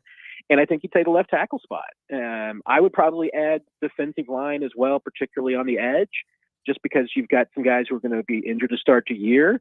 But, you know, other than that, you start looking, I mean, it's really hard to pick a lot of holes in this team. The wide receiver thing, Rashee Rice, just pure opinion question here, Matt. How do you think he handled and his people have handled this situation? There's some good and bad. I mean, clearly you can't leave the scene of an accident. That's just bottom line. So, it may be one of these perverse things where it actually ends up working out for him in the long run. Maybe, he may be in some trouble for it. Maybe he would have been in worse trouble if he'd stuck around. I mean, there's still too much in the investigation to really know how it all played out, what happened before the accident that led to it. And his lawyer said that repeatedly yesterday, and it's a good point. Let the investigation play out because we're continuing to learn new things, but clearly there were some severe lapses in judgment along the process, but since Rashee retained counsel, I mean, I think that it sounds like they're doing the right thing. I mean, they have said the right thing. He's taken responsibility, which, to me is pretty counter to what a lot of athletes do in this situation. They either don't say anything or they say there's more to the story and, my story will come out, my truth will come out. We're not getting into that. I mean, he's saying basically, hey, I'm responsible and I'm going to take care of it. That's a little bit refreshing in cases like athletes like this. So I think obviously he probably handled the first 24 hours after the accident very poorly, but since then he's probably doing the right things. We'll see how it all plays out for him though. And I don't know if you really can divorce the legal matter from how the NFL is going to handle this, but if possible, regardless of what the legal situation plays out to be in real life, do you think that some sort of punishment is going to come from either the Chiefs and or the NFL? Well, if the police report that he left behind his playbook is accurate, I know the Chiefs are going to have some punishment. I just don't know if it's going to be game worthy, but he might be running some gassers at the very least. But that's wild. In all seriousness, yeah, that is wild. I mean, I just don't know how you leave the playbook behind. Not to mention other things, but the playbook is what I'm sure Andy Reid will say. Hey, dude, you don't leave your playbook anywhere. But no, I mean, it's one of those things that as we get more information, it's easier to kind of compile a case for the NFL. When the first details started coming out and what it looked like, I mean, to me, it would have probably been pretty easy to paint a case of best case scenario, maybe a 2-game suspension. Now as more details are coming out, there's probably enough of just compounding evidence at this point that regardless of what happens in the legal process, I mean, he could get off with a slap on the wrist legally, but I think that the NFL would probably still be more in the 4 to 6 game range. So, we'll see how it all plays out. I think there's still a lot to go, but I think if you're the Chiefs, you have to say that you're probably going to at some point miss Rashee Rice for 2 to 6 games. Will that be in 2024? Will it be in 2025? That's the other part of the equation that you have to kind of guess at. Matt, does that change the level of urgency to address wide receiver either in the draft or with a veteran addition, or do you think that the Chiefs will not necessarily change their tack based on the outcome of something that they can't even really predict right now? Yeah, I mean, to me, you have to answer one question first, and that is, do you picture Rashee Rice still being a part of your team for the next 3 to 4 seasons? And with his contract and with a potential franchise tag, all that. If this team feels that Rashee Rice is going to be on the team for the next 3 or 4 years, I don't think you upend your draft just because you're going to be losing a receiver for 2 to 6 games, maybe even in 2025, depending on how long this investigation plays out. I would fully expect, based on the way that the NFL timeline usually works, that it probably will be the 2025 season. So do you upend your draft for a player that you're only going to be missing for a few games?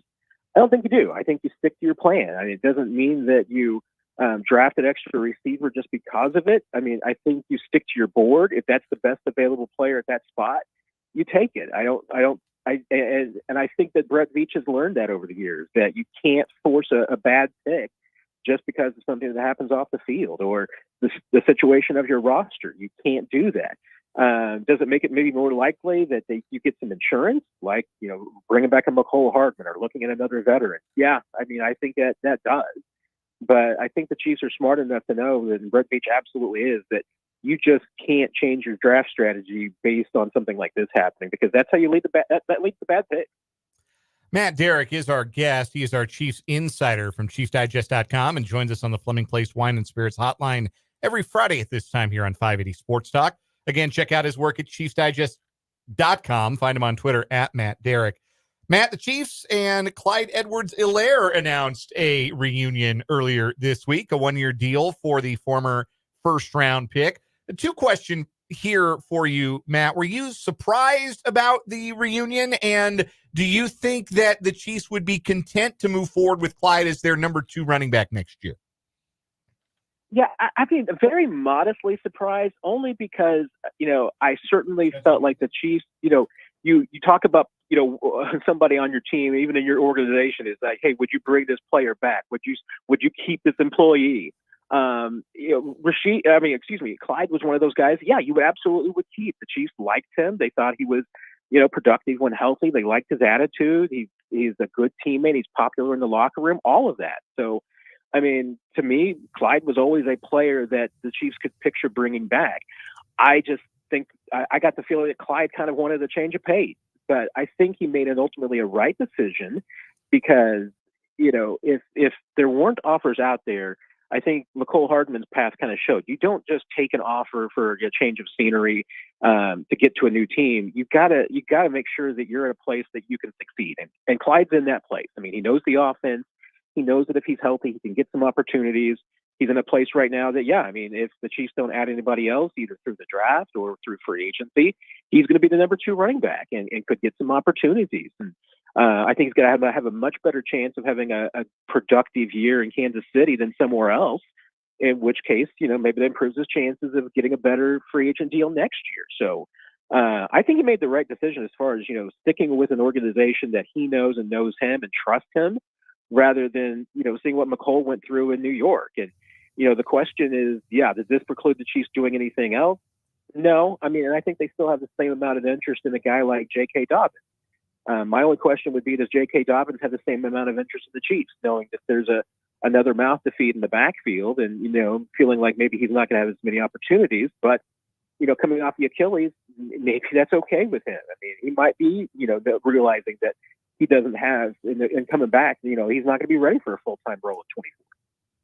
And piggybacking off that about J.K. Dobbins, it seemed like a very interesting scenario with him at the facility, meeting with the Chiefs team, and then Clyde re-signs. Do you think at all maybe that was a leverage play for Clyde, as it was reported speculated by a former player?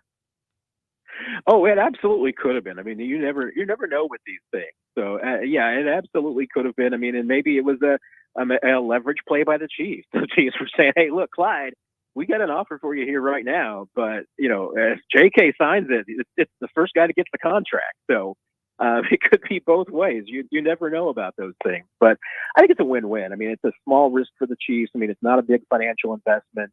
But they know what they're going to get out of Clyde. And they feel like, hey, that if he needed to play an extended period of time and he's healthy, he can be productive in this offense. And then they made another acquisition this week, signing their backup quarterback, Carson Wentz. Kind of seemed like a weird fit, but there's been speculation that he could be the quarterback sneak guy that the Chiefs were looking for, although he kind of disputed that wasn't the reason he was brought in his press conference yesterday, or meeting with the press yesterday. Well, what do you think is a reason they brought in a guy like Carson Wentz compared to another guy? I think it's experience in the offense for sure. He spent 5 years with Doug Peterson in Philadelphia. That's not just, running a West Coast offense. That's running Andy Reid's West Coast offense. It's not an offshoot. I mean, it's a direct descendant. So, his being able to understand the playbook and understand the terminology, there's probably not even going to be a huge change in verbiage. So, yeah, I mean, I think it's going to be pretty simple for him to drop in. Obviously, he seems to be very comfortable, and that's a big reason why he chose the Chiefs, was that it was an opportunity to kind of come home to what he's good at. Even if this is a new place for him, it's going to be with an offense that he's comfortable with.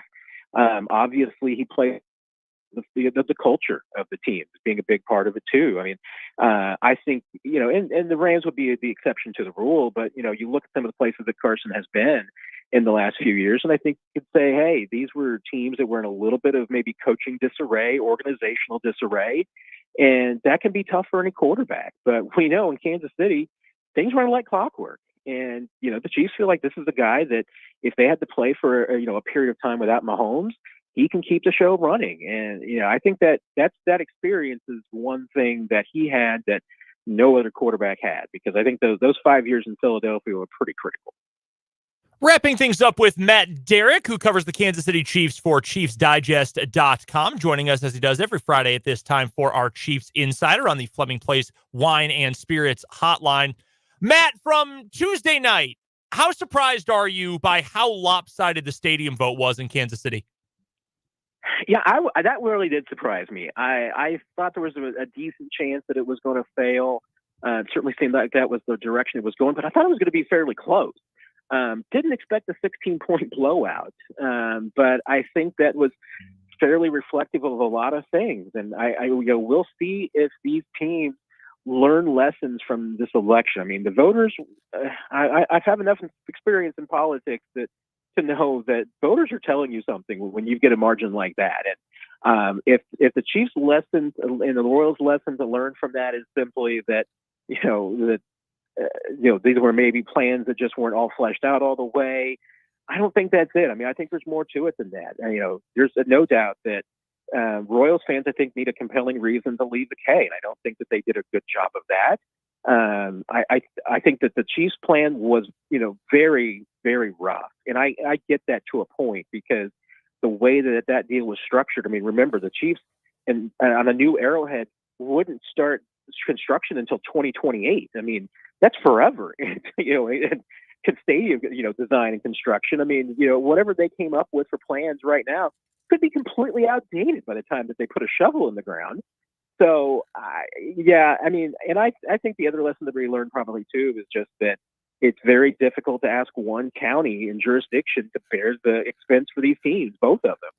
So seeing these teams go their own separate ways in different places in the metro, I think is probably what's going to happen. I don't think there's a serious threat of either team, and certainly not the Chiefs.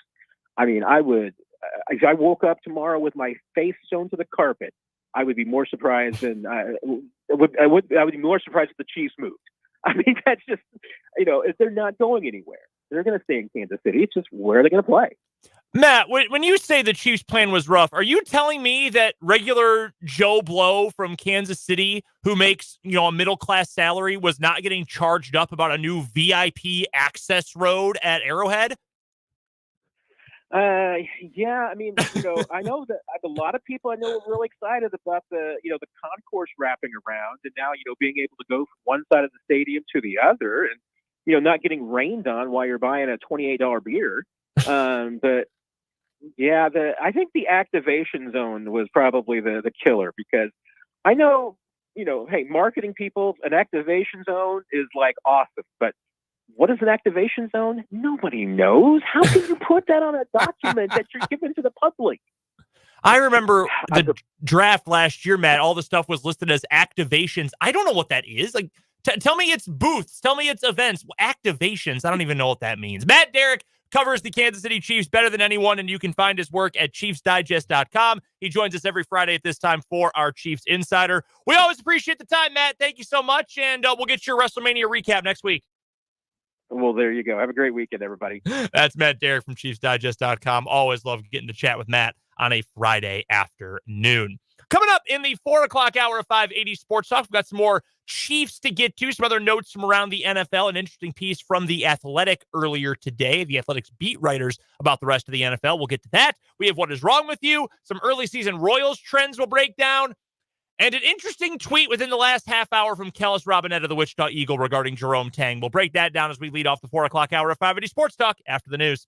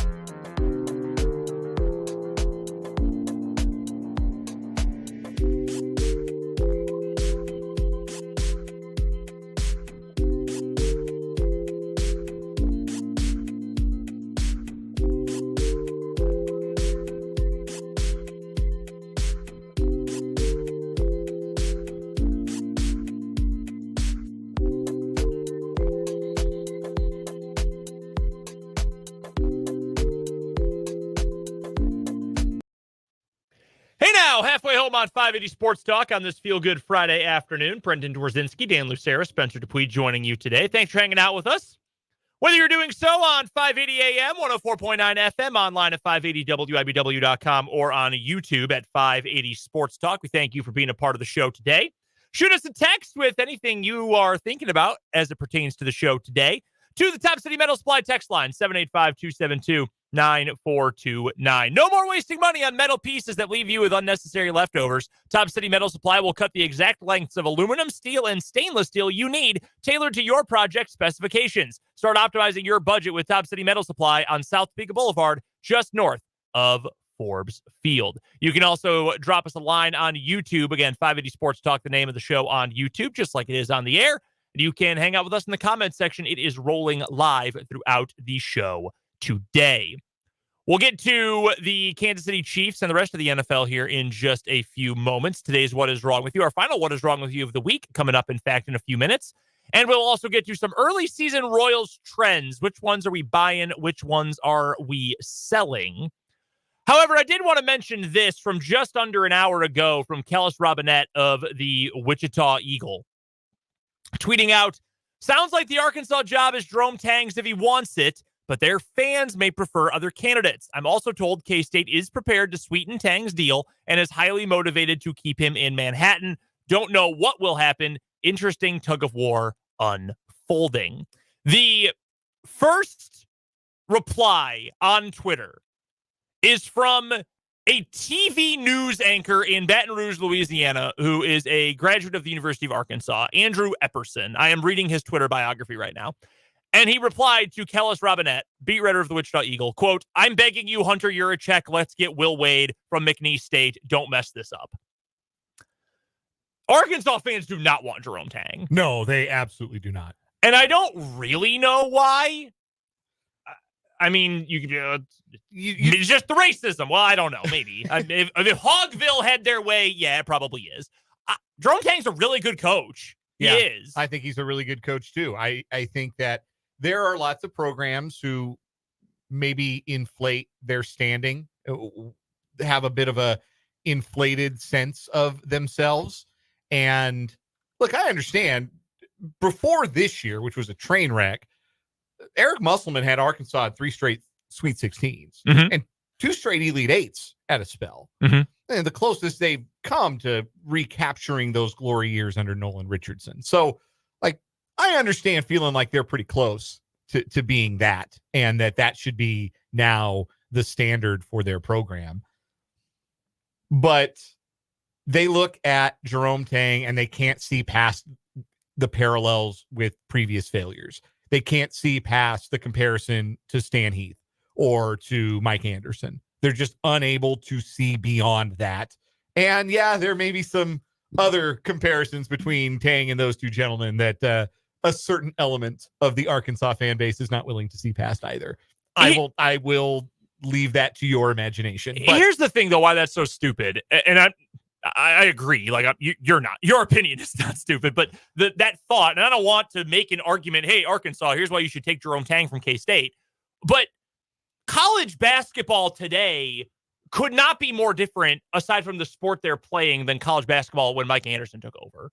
There was no transfer portal when Stan Heath took the job at Arkansas. Jerome Tang took a job that had 2 players, after he got hired, 2 players remaining, both of whom had only been with the program for 1 year as transfers themselves, and took that team to the Elite 8 and recruited a lot of really good players. Desi Sills was a good college basketball player. Keontae Johnson was a 3rd-team All-American, was the preseason SEC player of the year before he had his medical problems at Florida. He can recruit. He can get talent. He can coach. So all that stuff, I know it's a different beast down there when you're talking about Arkansas, when you're talking about the SEC. I understand that.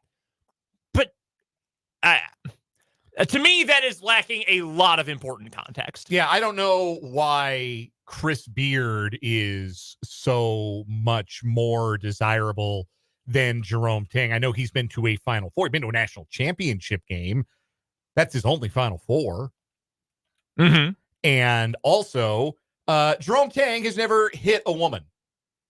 Like, there's that too. Like, there's that element that clearly a percentage of Arkansas fans, just like a percentage of Ole Miss fans, were willing to overlook in the course of making Chris Beard their coach and keeping Chris Beard there in Oxford. So I don't know. I'd much rather, like, again, all things being equal, I'd rather have Jerome Tang leading my program than Chris Beard 100 times out of 100, 101 times out of 100.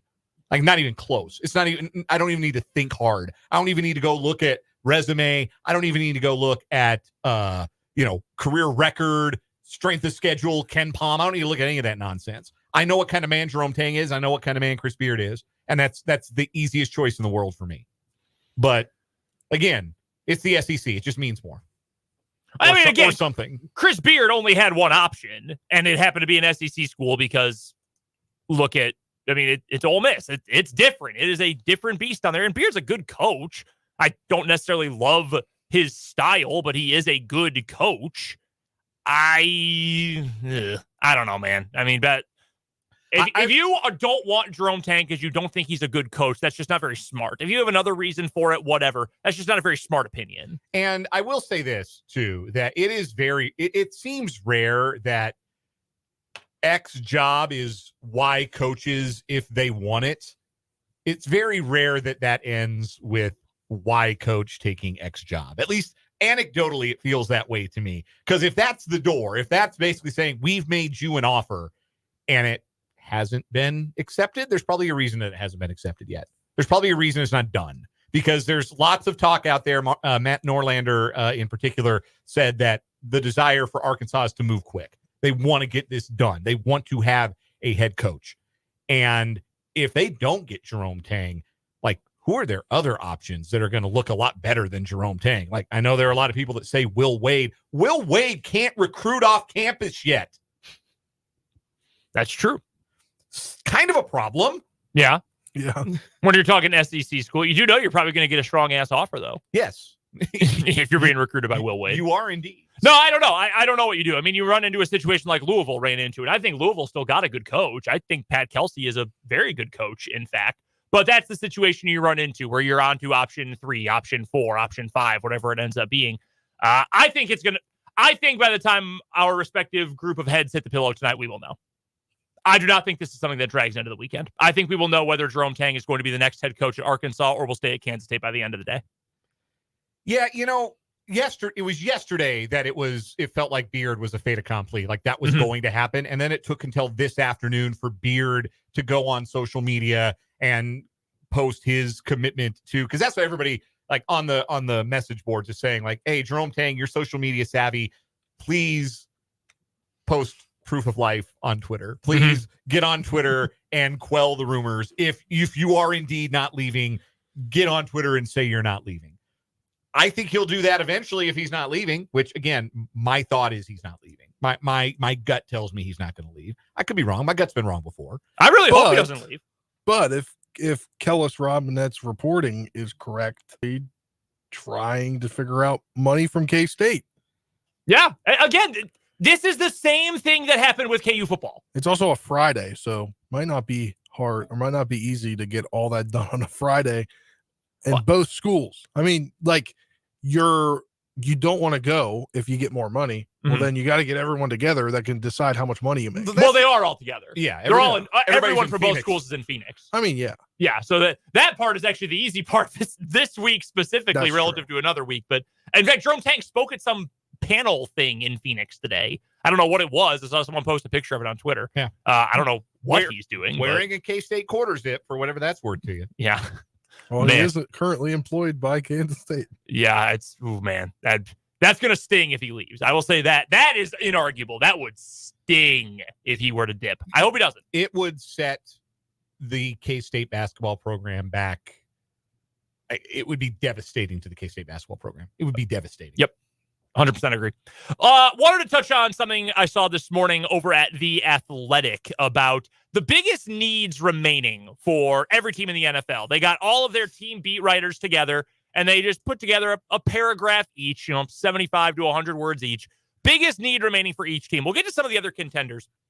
But the one for the Chiefs, written by Nate Taylor. We've had Nate on the show before. Nate does a great job covering the Chiefs. He's great at this. He said biggest remaining need is left tackle. Here's what he wrote. It's a little short piece. After the L'Jarius Sneed trade, the Chiefs are projected to have about $25 million in cap space, according to Over the Cap. The biggest hole on the roster is left tackle, the lineman responsible for protecting the blind side of Patrick Mahomes. Of course, the Chiefs could make a call to Donovan Smith after the draft and potentially re-sign him to another one-year deal, but they could also trade up in the first round of the draft to acquire a prospect they believe can be a plug-and-play left tackle. Signed, Nate Taylor. Those options are certainly on the table. We just talked on Mock Draft Monday earlier this week about all the different left tackle options, including Jesse Newell, who we had on the show. Kingsley Suamataia from BYU, that's certainly a candidate out there. I did notice something interesting about this paragraph, though. Do you know who is missing from this paragraph from Nate Taylor? I can tell you one name I didn't hear you say. Wanya Morris. You know who else didn't mention Wanya Morris until we brought it up to him? Matt Verderame. When we talked to him recently about, hey, L'Jarius Sneed got traded. What's next? Like, what are they going to do here? And it was, well, left tackle, and maybe you call Donovan Smith. The draft is coming up. Is it over? And I'm not saying over like, okay, Wanya Morris, time to retire and move on and go pro in something other than sports. I just mean, is this a sign that we have heard from national guy Matt Verderame or specifically, we did not hear anything about him, national guy who's as tied into the Chiefs as any national writer and reporter, guy who is super tied in with Chiefs sources. Let's not forget. Think of all the different contract negotiations the Chiefs have been dealing with players over the last few years that have been negotiated through the media and where Nate Taylor's reporting often leans. And I mean, you just report what you hear from your sources. That's not a criticism by any means. Nate's tied in with the team sources, though. The fact that we've not heard anything about Wanya Morris, it reminds me, do you remember a former third-round pick of the Kansas City Chiefs by the name of Lucas Niang? Of course, yes. Who sat out 2020. I thought he was going to be a really good player for the Chiefs. I did. And I thought, no, he could be your right tackle of the future. He could replace Mitchell Schwartz, et cetera, et cetera. But then every offseason, he was never really in the mix. He was never really talked about as an option. And I thought, man, that's weird. And then by his last year with Kansas City, I thought, okay, I think the Chiefs have just sort of moved on from thinking Lucas Niang is going to be a starter. I wonder if this is a similar kind of situation. If we're not hearing anything about Wanya Morris, who we've seen play, that makes me think that maybe Wanya Morris is not being considered an option. I would be surprised that was the truth because I didn't think Morris made a poor showing for himself when he had to play left tackle. I thought he played about how I would expect a rookie that you weren't expecting to start, a mid-round, a second-day draft pick at left tackle. I thought he performed roughly how you would have expected him to perform. So I didn't think that his performance in the audition that he got was poor enough to write him off entirely. So it does surprise me a little bit if that's indeed what the Chiefs are doing. But, I mean, like Andy Heck and Andy Reid know more about offensive line play in their pinky finger than I do in my entire body. And if what they saw on tape is, oh, man, this guy's not it, then he's not it. And they're going to move forward in a different way. Because I do think that left tackle particularly is a little less important in the NFL than it used to be. Like we're a decade plus removed from like The Blind Side, right? Yeah. The publication of that book where it was true at the time that outside of quarterbacks, there wasn't anybody more valuable in the NFL or when they get paid more than your franchise left tackle. We're not in that era anymore. One, I think both tackles are being valued pretty equally. And two, it just, positional valuation changes. It's, guards are pretty valuable too. It turns out that interior pressure is almost at this point as a negative an impact to your passing game as that pressure coming from the outside. So you got to value everybody on the offensive line. So it's not as emphasized, I don't think, the impact of who your left tackle is. But that being said, if you don't think you have a guy in-house, you better go get that guy, whether it's with pick 32, whether it's a trade up to go get somebody, whether you think you can move down a couple of spots and still get that guy. To wind this all back around, though, to the question that you ask, I do think that it is interesting that there hasn't been more like Wanya Morris buzz because it feels like there would be. I'm trying to think comparably about like a Chiefs player or a situation where it was pretty clear that the Chiefs felt like they had a good situation at the position, where everybody like the national media would say, yeah, they got to add. It might be pass rusher, right? Going into this last offseason, like they added a Menahu, but everybody speculated, oh, they're going to add one more pass rusher. We did too. We thought, oh, they're going to add a veteran pass rusher. It might be when camp starts, but they're going to go out and get a pass rusher. And the Chiefs were like, no, actually, we're cool. And they were, because George Karlaftis became a double-digit sack guy. The cornerback since 2019. And Yes. the Chiefs just keep hitting year after year after year after year. And it keeps working out. That's the other position I think that's a definite hit in that category for Kansas City. Here is, and by the way, for what it's worth, I also thought Morris was fine. He was a rookie. Fine. It's just the fact that we have not heard his name actually brought up as a candidate by multiple reporters, very good reporters, by the way, over the last couple of days, couple of weeks, that has made me think maybe the Chiefs are feeling a way that we're not feeling. The other contenders, and I called these teams the contenders. Maybe we don't all agree on who exactly the contenders are in the NFL. From the AFC, the Ravens, their beat writer for The Athletic said their biggest need, offensive line. Not offensive tackle, not offensive guard, not one missing piece, just offensive line in general, which seems worrisome. That seems like a big concern to me. I mean, we know they've lost 3 starters to free agency or whatever else this year, but that's a concern to me if I'm the Baltimore Ravens, that I don't know who my offensive line is going into this year. That's the biggest concern of any of the teams I'm about to list off, I think. I think especially true if so much of your identity and so much of your success last year was running the football. Like, yeah, you'd like to have a better idea, a better concept of who's going to be paving the way for all those not Gus Edwards, Keaton Mitchell, and I guess whoever else. Yeah, Derrick Henry runs. Yeah. Yeah. So that was Baltimore's. The Bills, wide receiver. I mean, yeah, but also safety and linebacker and edge rusher, probably all pretty important as well. The Bills have a lot of needs. Bengals, defensive tackle. They added Sheldon Rankins. I think I had seen maybe that they would have been interested in Tier Tart, who signed in Miami today. That defense has lost. It's sort of just been chiseled away at for the last few years. And I like Lou Anarumo as their defensive coordinator. Their defense was not as good this past season, though, as it had been the previous 2 years. Makes me think that at some point you can only work with B- players on your defense for so long before you need a couple of A guys. Well, I think they had an A guy at defensive tackle in DJ Reader, who I'm really high on. And I thought he was a big part of what made things work up front for Cincinnati.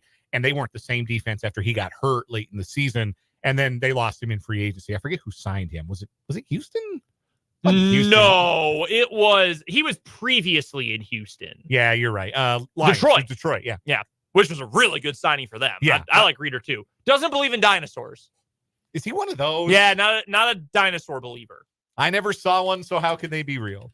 DJ Reader and Carl Everett on the same team. Yes, here from the Houston Chronicle, July of 2017, a little blog about a J.J. Watt tweet that reads, "Our lockers have been next to each other for over a year, and I just found out DJ Reader doesn't believe in dinosaurs. He says fossils are fake." Spencer, where do you come down on dinosaurs? Real? I don't know. So long ago, I would assume. I mean, I don't know. I think they were real. I'm gonna say they're real. Yeah, but I mean, who really knows? Scientists, probably. Yeah. Archaeologists. Not me. No. Have you ever been to Chicago? No. I've driven through Chicago. I've never actually stopped. I just went up to Highland Park. If you ever go, you should go to the Field Museum downtown, because they have a full-size Tyrannosaurus Rex statue, the biggest one ever discovered.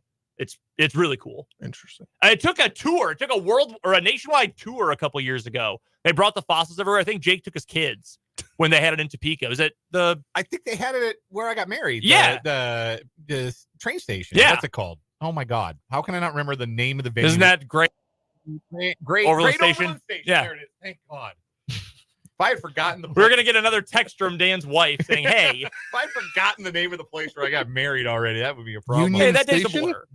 Great Overland Station. Okay. That is correct. Yeah, no, they had Sue, the T-Rex there. Yes. Very cool. The Texans, defensive line is their biggest need.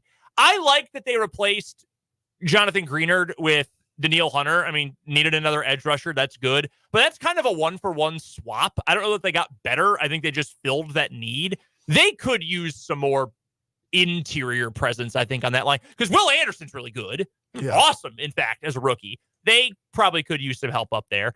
Eagles, they say cornerback. I think the Eagles have a number of needs, to be completely honest with you. Yeah, corner's a big one. But yeah, that's the big one. It's not the only one. And 49ers, they have offensive tackle. What do they have as Commanders? Just curious, because I don't have the Athletic. The Commander. You should subscribe. You should subscribe to the Athletic. Read our friends like CJ Moore. See, I think I'm going to get back in there, but I had to end a lot of subscriptions prior, so I got to get back on what I'm going to subscribe to. Now that you have money again. Now that I have money, and then in the summer I'm going to have employed. in the summer I'm going to have even more money. I'm splitting rent. Spencer, this is, I think, if I'm not mistaken, the only one of two teams, along with the Jets, that don't have a specific position group. The Jets have insurance policies. The Commanders are long-term talent. I'm assuming, talking about quarterback. No, I'm pretty sure it's here. Beyond a likely QB with the number 2 pick, Washington could seek fixtures at edge rusher, left tackle, and cornerback, aka the other 3 most important positions on the field. That's true. Yeah. It's a rebuilding year. It's okay. No expectations. No, it's a retooling. No, year. Recalibrating year. Recalibrating. That is what was said in the introductory press conference. That's recalibrating year. That's a nice spin zone. Coming up next, we will round out the week with what is wrong with you, and then to finish off the hour, some Royals trends. Will they continue some of these? Will they continue them tonight? We'll get to that coming up here on 580 Sports Talk.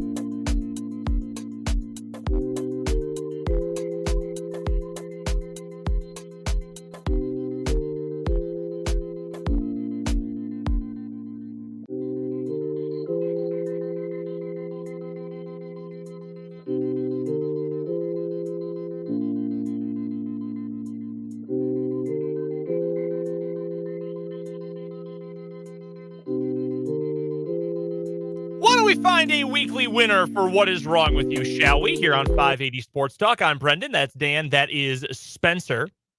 Our current winner for the week, it picked up a win yesterday. We called it the Hefty Hoodlum, courtesy, I believe it was Vance on YouTube who came up with that name. A thief, a porch pirate, who stole an admittedly not very valuable package off a man's front porch while the thief was dressed as garbage. Literally, he was crouching or she, I suppose, was crouching inside of a torn open garbage bag covering their head. So this has gone viral in the last 24 hours. And the best tweet I've seen about it is somebody imagining Ice-T's character on Law & Order SVU talking about it and saying, yeah, they call it grouching. That's great. I do love his character on SVU. Yes. He So really is the best. Like John Mulaney did that whole stand-up riff about how he always acts so surprised and confused about everything that happens. I think he's a little bit wiser, maybe world wearier over the 25 years they've been doing that show. Crazy. But he is. It is still, Finn Tutuola is still a great TV character. 100%. Very, very good character. All right, we've got 2 news stories today on What Is Wrong With You. I am going to go first today. And we got a gunplay story. You know my stance. You own a gun, I got no problem with it. But you got to handle it the right way. You cannot be stupid with it because it can be dangerous if you're not smart with your gun. Well, a Volusia County, Florida man is facing charges after deputies say he accidentally shot a roommate in front of 2 small children, mistaking comments the victim made as part of an ongoing series of drills to, quote, stay vigilant. Brad Markey Perez, 25-year-old, was arrested Tuesday for a March 20th incident at a home on 6th Street in Orange City, Florida. According to an affidavit, Markey Perez was in his living room when the victim came out of the kitchen and reportedly said, quote, bro, I could assassinate you right now in the blink of an eye. The report says that Markey Perez told deputies he thought the victim had something in his hand, so he rose and pointed a handgun at him and accidentally hit the trigger. However, the safety was off and the bullet hit the victim in the jaw. The roommate was taken to the hospital with non-life-threatening injuries. The roommates confirmed they often conduct drills to stay vigilant in their surroundings by trying to get the jump on each other. Usually the guns are not loaded or have non-functioning rounds in them. The victim does not want to press charges. However, the shooting happened in front of 2 young children. Their mother told deputies she has frequently asked the men to stop performing these drills. Markey Perez is not facing charges in the shooting, but does face 2 counts of felony child abuse and 1 count of culpable negligence for firing a gun in front of the children and not knowing it was loaded. He was arrested after detectives obtained a warrant for said charges. They're conducting readiness drills. Just 2 dudes. Just kicking back, watching the game. This would normally be filed under Dudes Rock, except somebody got shot in the jaw. In the face! With a real gun! Thank goodness. Like, non-life-threatening injuries, man, that's... You move that gun a couple degrees, if not a segment of a degree, another way, that bullet goes right through his skull. Yeah. We don't use this. What is wrong with you? Also, to be completely honest with you, if you are apparently permanently at risk of your roommate pulling a gun on you, why would you say when he's not looking, bro, I could assassinate you right now? That is the wildest thing I've heard. Why would you say that? Also, if you know you could be shot. Also, apparently, these 2 young children are frequently in the presence of these 2 Nimrods because the mother has repeatedly asked them to, hey, maybe cool it with your reaction drills. Maybe chill with the guns in front of my kids or the kids. Yeah, I want to know who. A reasonable request, I think. I think so. Cool it with the guns in front of the small kids, please. Yeah. Vigilance drills. I've never once thought, hey, next time I hang out with the boys and we're watching NBA Thursday night on TNT, having a pizza, think, we got to stay ready. You don't have to get ready if you stay ready. Ready for what? Like a big play, a cool Kevin Harlan call? No. What if I was going to assassinate you right now? You should be prepared for that. This is outrageous. It's so Florida. Extremely Florida. Also, the fact that the guy got shot in the mouth and then didn't even want to press charges. He knew he was being a moron. Yeah. He knew he and his buddy were stupid. Lunacy. All right, that's story number 1. Dan, what do you have today? Okay, so the crime in question here is not the what is wrong with you, though it is definitely what is wrong with you. Like, this is gross, but it's the actions of our dumb criminal that make it a what is wrong with you. We're going to Iowa City, Iowa. Okay. We meet 44-year-old Dustin Hills of West Branch, who is being charged for allegedly exposing himself to a child in the toy section of a Walmart in Iowa City last December. Ew. Like, that's gross, right? I'll spare you the gory details on that one. Filthy. Anyway, Iowa City Public Safety posted a surveillance image of the suspect looking for a tips identifying the man. They got a tip, all right, from Hills, who called the police and asked for them to take down his picture. A warrant has been issued for his arrest. I can't believe that. Hey, guys, just so you know, you just posted a really unflattering picture of me, and I'd appreciate if you just if you took that down. Could you take that down? Could you take down that picture of me? You know, the one where it says that I'm a suspect for revealing my schmeat in the Walmart. That's like those things you see the police department post wanted in connection to blah blah blah. Name is this, and the person comments on the Facebook post. We've had plenty of those over the years. This is crazy. Why are you taking your ding dong out? Like, yeah, the Walmart. That part is gross. Like, yeah, clearly gross. Like, but if that's all this was, this would not be a story that we would bring to What Is Wrong With You. Right. We bring in this story to What Is Wrong With You because Iowa City police were like, hey, does anybody know who this man is? And the man called. I was like, yeah, that's me. Could you take that down for my sake, please? Wow. Wow. That's gross. This guy is nasty. What do we have for the winner today? This is a good week. This is a really strong week. These dopes running assassination drills have to win the day, and I think this wins the week. I think so too. I do. Yeah. Can you imagine on a day like Wednesday? Okay, well we were hanging out in the office waiting for the Royals. We were watching Sports Jeopardy. Yeah, watching Sports Jeopardy, waiting to hear from the Royals to see if they were going to play the game or not. If I walk out of the room, walk back in, go behind Spencer, like, bro, I could assassinate you right now in the blink of an eye. And then Spencer also had a gun on him and has been trained to fight back. This is insane. No one does this, right? Like, this is not a normal guy thing, right? No. Okay, dude, my friends are weird, I guess, to not have done this. No, I'm glad we're all in the same boat there. Yeah, this is my weekly winner. Yeah, dudes rock. All right, that is our new winner for the week. The vigilance drills. This is so stupid. The text line says the Readiness Renegade from the 620. The Readiness Renegade. Those are our new winners. Yeah, real winners in What Is Wrong With You for today. Just on winning the week. That's going to be a strong contender for our April championship. How dumb can you be? Coming up on the other side of this timeout, we will be looking into some of the early season positive trends for the Royals. Well, not all positive. Which ones can the Royals keep going? Which ones might they have to curtail? That's coming up on 580 Sports Talk.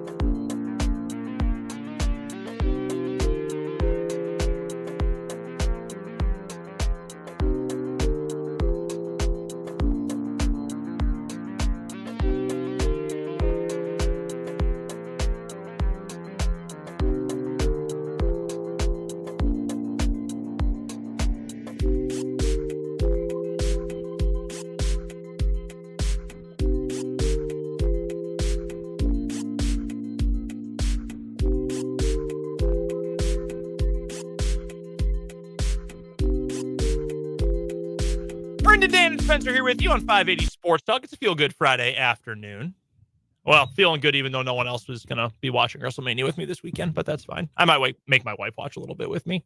She's watched before. Yeah. I remember watching the COVID WrestleMania together. She's like, yeah, sure, I'll watch with you. And I thought, oh my God, she is the one. There you go. Holy cow. That's how you know. Yeah. Talk about a scary admittance, honey. I need to tell you something. I enjoy professional wrestling. Hey, my girlfriend, when she's back home, she will all just turn on the Caps games. Hey. Yeah. Is she a sports fan outside of she's a being with sports you? fan, but she's just not a big hockey Not fan. a big hockey fan? And she'll like send me a Snapchat watching the game, and like I can get the games. I don't always turn on the games though. I check on them, but it's just funny. So when my wife and I, we were long distance for the better part of the early portion of our relationship, and for the balance basically of our engagement. We moved in May, together in May of 22 when I moved back here and to Topeka, and we got married in June of 22. And that was right around when the NHL playoffs were starting that year. Also the basketball playoffs, although I think the Nuggets were already out of it. But there are games like every other night. And then when both of your teams make deep playoff runs, it could be like for a while every night. There's a game. And I kind of felt bad. Like, I don't know that my wife necessarily signed up for this.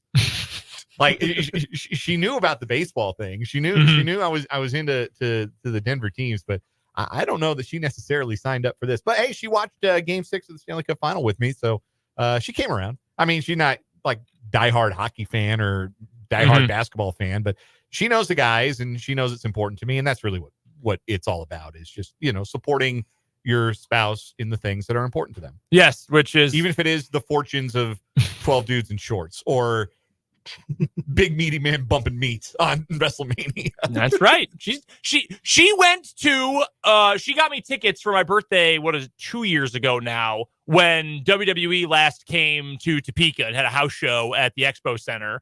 And she recognized the wrestlers and knew some of the storylines and everything. Dang, I'm very happy about this. Thank you for not making fun of me for being into professional wrestling at close to 30 years old.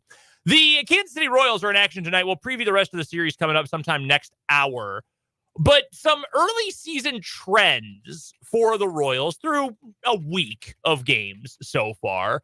Some really good, some not quite as good. And I think when you have numbers from just 6 games or whatever it is, you don't always, they're so inflated. Like, Will Garcia going to slug 700 for the year? No. Probably not. But is he going to have a better than expected slugging percentage from what we thought going into the year? I will jump on and say I'm buying that stock right away. If all of a sudden he's going to be hitting home runs, then yeah, I'm certainly going to buy that stock and say he can be one of the better slugging percentages for this Royals team. The way that everyone's hitting right now, it might be Maikel Garcia second after Bobby Witt. So yeah, I would buy that. I think Garcia, maybe I'm jumping in too much. Maybe I've just been so starved to cover a Royals team that is competitive that I will say, yes, I'll buy into anything positive for the Royals, but I'm buying that this will be a season full of pop for Garcia. There's no reason at this point not to think so. Well, said it a lot here in the last week, and I don't mean to beat it to death, but when you have a player who makes hard contact, and Maikel Garcia made a lot of hard contact last year, the difference sometimes between being a 270 hitter with some doubles pop who grounds out a lot and being the same 270 hitter, but those hits turn into doubles and those hits turn into home runs is just lofting the ball, hitting the ball in the air a little bit more often.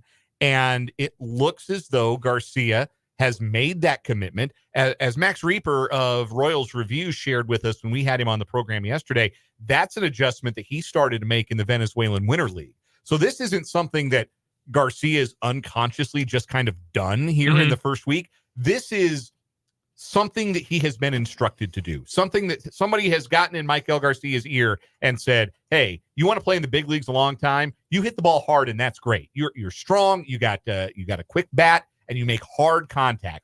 Put more of that in the air, and that's going to be the difference between you being a major league regular and potentially like an above average regular. And he appears to have taken it to heart early on. So Early on, I am buying the power surge from Maikel Garcia. Not a season-long 700 slugging average, not the pace for, Christopher told us what it was in the YouTube chat when we started the show today. He's on pace for like 120-odd home runs. The number here, 185 extra base hits for Bobby Witt. It was extra base hits, 139 extra base hits. Yes, 139 for Garcia. I don't think he's going to have 139 extra base hits. I don't think he's going to have 100 extra base hits. Well, the record is 119 by some guy named Ruth. Yeah. So I mean, I would take it. Sure. I wouldn't complain. All the guys with 100 extra base hit seasons are either in the Hall of Fame or they're Barry Bonds or they're Albert Bell. Like that's who we're talking about here. Albert Bell did it in a strike year. Dude, that dude was so good. Anyway, steroids leaking out of his ears. I am buying that there will be more power from Maikel Garcia this year, that this is not just a 1 week fluke, that there will be more power and he will be a more consistent source of pop. He will have a slugging percentage well into the 400s this year because he was below 400 last season. Similar for MJ Melendez. He's hitting 333 so far. And we've talked about MJ off and on throughout the show. I don't think that MJ Melendez is going to get a hit one of every 3 at-bats this year. But again, I'm buying that this is going to be a bounce-back season for him. I think we're going to see more of the prospect that was promised this year. And again, I don't know exactly what he worked on during the offseason. I'm sure one of the intrepid Royals beat writers will have something about that at some point this year if he keeps it up. But I'm buying a bounce-back year for MJ Melendez. He's always had the athleticism. He's always had the talent. There's a reason that even though the Royals had a nailed-on catcher in Salvador Perez, who they knew wasn't going anywhere for a long time, that they said, we're not touching MJ Melendez. He is going to be a big leaguer for this club when he came up as a catcher. It's always been there. So I don't think he's going to be like an MVP caliber hitter, but I do think this is going to be a bounce back year for him. He hits the ball as hard as anybody in the league. He's right up there in terms of his maximum exit velocities with the league's best hitters. But again, for that to matter, you got to make contact, right? MJ Melendez struck out 28% of the time last year. Through the first week, he is striking out 17% of the time. That is such a significant drop in strikeout percentage. He doesn't need to be like Tony Gwynn and never strike out, but if he is making contact 80% of his at-bats, he's going to really like the results because he does. He hits the ball hard, and he's got that natural loft in his swing. It's how he hit 40 home runs in a minor league season. I am excited to see what he can become. I hate to say this. This is a quote that Boog Shambi says in MLB The Show about multiple players. I know for sure about Gary Sanchez, about what is the phrase? It's something about the, exit velocity is a measure of process and being able to do the right things. And eventually the numbers and the success will come through. I mean, that really is the truth for MJ Melendez, right? Like you hit the ball hard enough, often enough, eventually it's going to work out for you. On the flip side, so far, no extra base hits for Vinny Pasquantino. He has not been very good so far. I like Vinny. I think Vinny's going to be a good player. Do you think this has more to do with something that is wrong with Vinny, or do you think this is just he didn't play for a lot of last season? It could be something where it takes him a while to really get the feel back, really get his rhythm back against major league pitching. Spring training might not have been sufficient for that. Doesn't look like it has.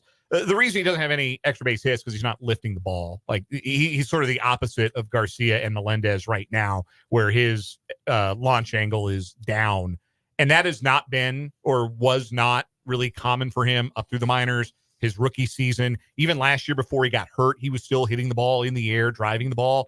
I think he'll get back to that, but it has been a bit of a bummer to see this. If there's a plus, he's making plenty of contact. He's only struck out 3 times, so it's not like there's all of a sudden a swing and miss or a hole in his swing. And he still does have the 4 walks as well, more walks than strikeouts. So to me, the approach is the same. It's just the quality of contact isn't there yet. I'm going to trust the track record and assume it gets there. And clearly the Royals aren't too concerned about it. They haven't given him a day off yet. He's back in the lineup again tonight. The other one pitcher to get to, Seth Lugo so far. And had some jams he had to work out of yesterday. 5 strikeouts per 9 so far for Seth Lugo. Is that where that number is going to stay throughout the year? No, that would be probably worst in baseball, worst in class. And if his strikeout number was that, his ERA certainly wouldn't stay below 1. Yeah. He's always been a guy pretty consistently 9 strikeouts per 9 until last year where it dipped to about 8.5 per 9. I looked at his baseball savant page. There's nothing meaningfully different about his repertoire right now. He's throwing maybe slightly more fastballs, trying to work in his slider a little bit. I think the strikeouts will come. What is interesting, though, through his first 2 outings, a lot more ground balls. And if I had the occasion to turn around standing on a big league mound and see Maikel Garcia and Bobby Witt Jr. on the left side of my infield, I'd want the other team to hit the ball to the ground a lot too. So through 2 starts, he's at a 50% ground ball rate, which is meaningfully higher than it has been for him in recent years. And maybe there's a bit of adjustment for him where he's more trading strikeouts for a little bit of ground ball content or contact, at least early on. I think that too maybe helps him get deeper into games. Is it also possible the fact that he's 34 and a half years old? Yeah, it could be. Like, again, it doesn't look like he's losing any spin or velo meaningfully. So okay. I don't think the stuff is backed up to the point where I'd raise an alarm, but it's something to track for sure, because if you're a starting pitcher in the bigs, you got to miss more bats than that. We've got 1 hour left on 580 Sports Talk today. We're still taking your comments on YouTube. 580 Sports Talk is the name of our YouTube channel. You can also find us on the Top City Metal Supply text line. That number is 785-272-9429. Coming up in the final hour of the show, we will get to our 580 Sports Talk headlines for today. We'll preview the rest of the Royals versus White Sox series, including Brady Singer back on the hill tonight for the boys in blue. And we got to talk some Final Four. The NCAA tournament wraps up on Monday. Final Four coming up tomorrow. Got some women's games coming up this weekend as well. So we will get to all of that, your texts and your comments on YouTube coming up after the news right back here on 580 Sports Talk.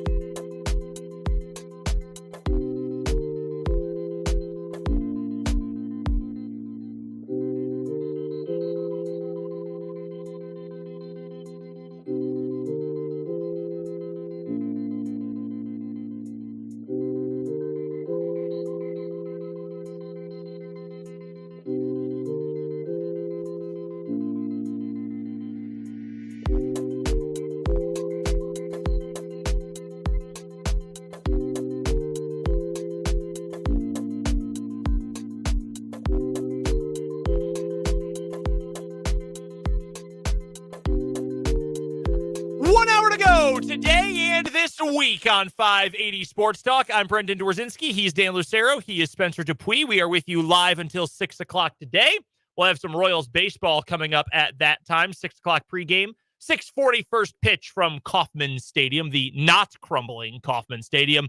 Game 2 between the Royals and White Sox tonight. We'll preview the rest of the series coming up later on in the hour. We'll make our picks for the Final Four, both men's and women's, coming up in just a little bit as well.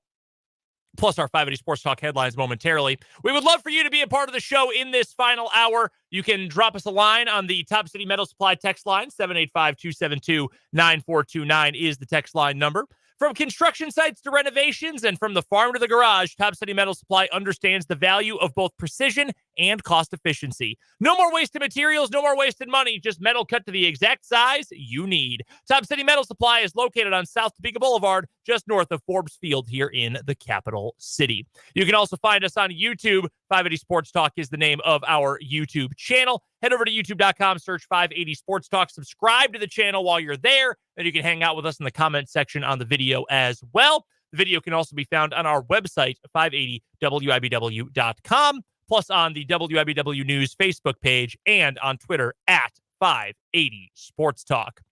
To start off our 580 Sports Talk headlines for today, let's head down to Dallas and the latest on Chiefs wide receiver Rashee Rice, who, as we know, spoke with his lawyers and posted a statement as well about what happened during the race, which we now know involved Rashee Rice, a car he was leasing and a car he was driving down in Dallas this past weekend. So, according to the police report obtained by WFAA TV, that's the ABC affiliate in Dallas, there were 6 people between the two cars speeding on Highway 75 northbound just before 6:30 Saturday. We knew that part. One of the cars lost control, caused a crash involving 6 total vehicles. All of the occupants fled the scene, leaving multiple victims behind without exchanging information or insurance, or at least checking to see if they were okay. The police report also indicates this collection of things was found between the cars. Marijuana in both, which in a lot of parts of the country, if that was in Missouri, so what? You got weed. Sweat. Texas, a little bit different. Weed was found in both cars, as were credit cards, a $16,500 check, a diamond chain, and as Matt Derrick told us earlier in the show today, the playbook for the Kansas City Chiefs. Which is such a funny detail. Why is it in there in the offseason? That's what I'm thinking too. Bro, if you... Oh, shoot, we're racing at 6:20. Dog, I got to drop by the crib first. I got to get my playbook back. I can't have this in the car, dog. Unless they were like... They're his buddies that he goes and practices with in the offseason. To go to Club Vinyl tonight. Post up, bottle service, and I'm going to study the playbook. Got to make sure I get these route combos all figured out. No, man, that's insane. Why is that with you? The weed, the money, I don't know. I'm not going to make any guesses about that, but that is pretty wild. 2 of the crash victims were taken to the hospital. A husband and wife represented by attorney, this is a real name, Tennessee Walker. Come on, man. Yeah, that's his real name. Don't play poker with him. Walker said his clients suffered concussions and the wife has extensive eye injuries that required stitches on her eyelid. While I am glad he met with Dallas police, it is well past time for everyone responsible to be direct and forthright with the victims and the public, but that is not happening. I don't know that they need to, man. They got in a crash and they left behind a playbook and a bunch of cash and weed, and ran away. I mean, guns. Allegedly. I said allegedly. Let's sprinkle even more allegedly on that, just to be safe. Oh, yeah. The whole thing is bad, obviously.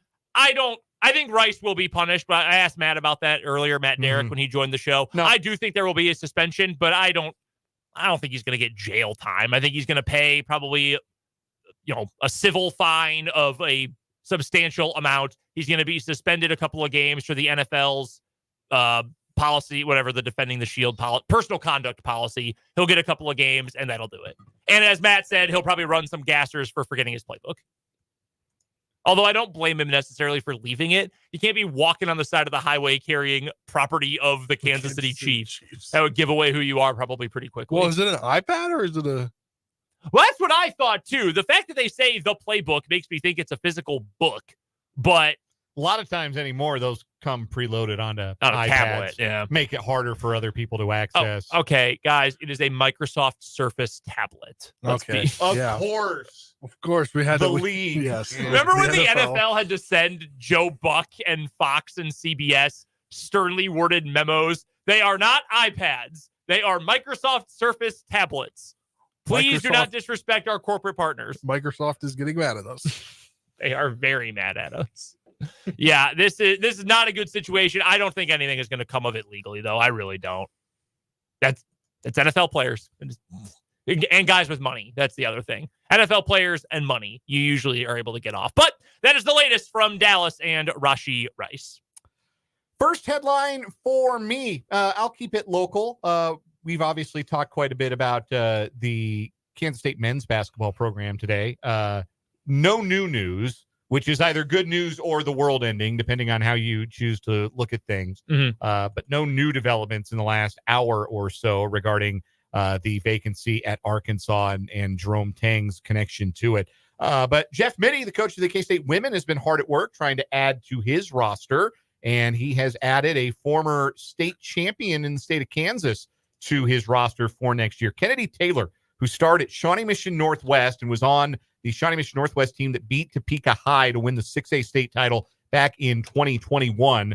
Started her college career at Colorado, was there for 1 year, spent the last 2 seasons at Missouri State. She'll play her final year in Manhattan. That was announced officially today by the university. Kennedy Taylor, a 6'3" post who averaged 10 points, 7 rebounds per game last year for the Bears and played every game the last 2 seasons for Missouri State, is the newest member of the Wildcats. And it's a back-to-the-basket scoring threat that K-State really didn't have when Aoka Lee wasn't on the floor last year. Now, Aoka Lee's status for next year still a little bit up in the air, but it bears noting that her name was not on the list of entrants into the WNBA draft that was put out yesterday. Gabby Gregory's was, and we all know she's out of eligibility, but Aoka Lee still has that year left, and at the very least, she hasn't declared for the draft. Does that necessarily mean she's coming back to K-State? No, but again, if you're inclined to be optimistic, could be a good sign. And Brad Debley, who appears to be a record keeper for all-time Kansas girls high school basketball scoring lists.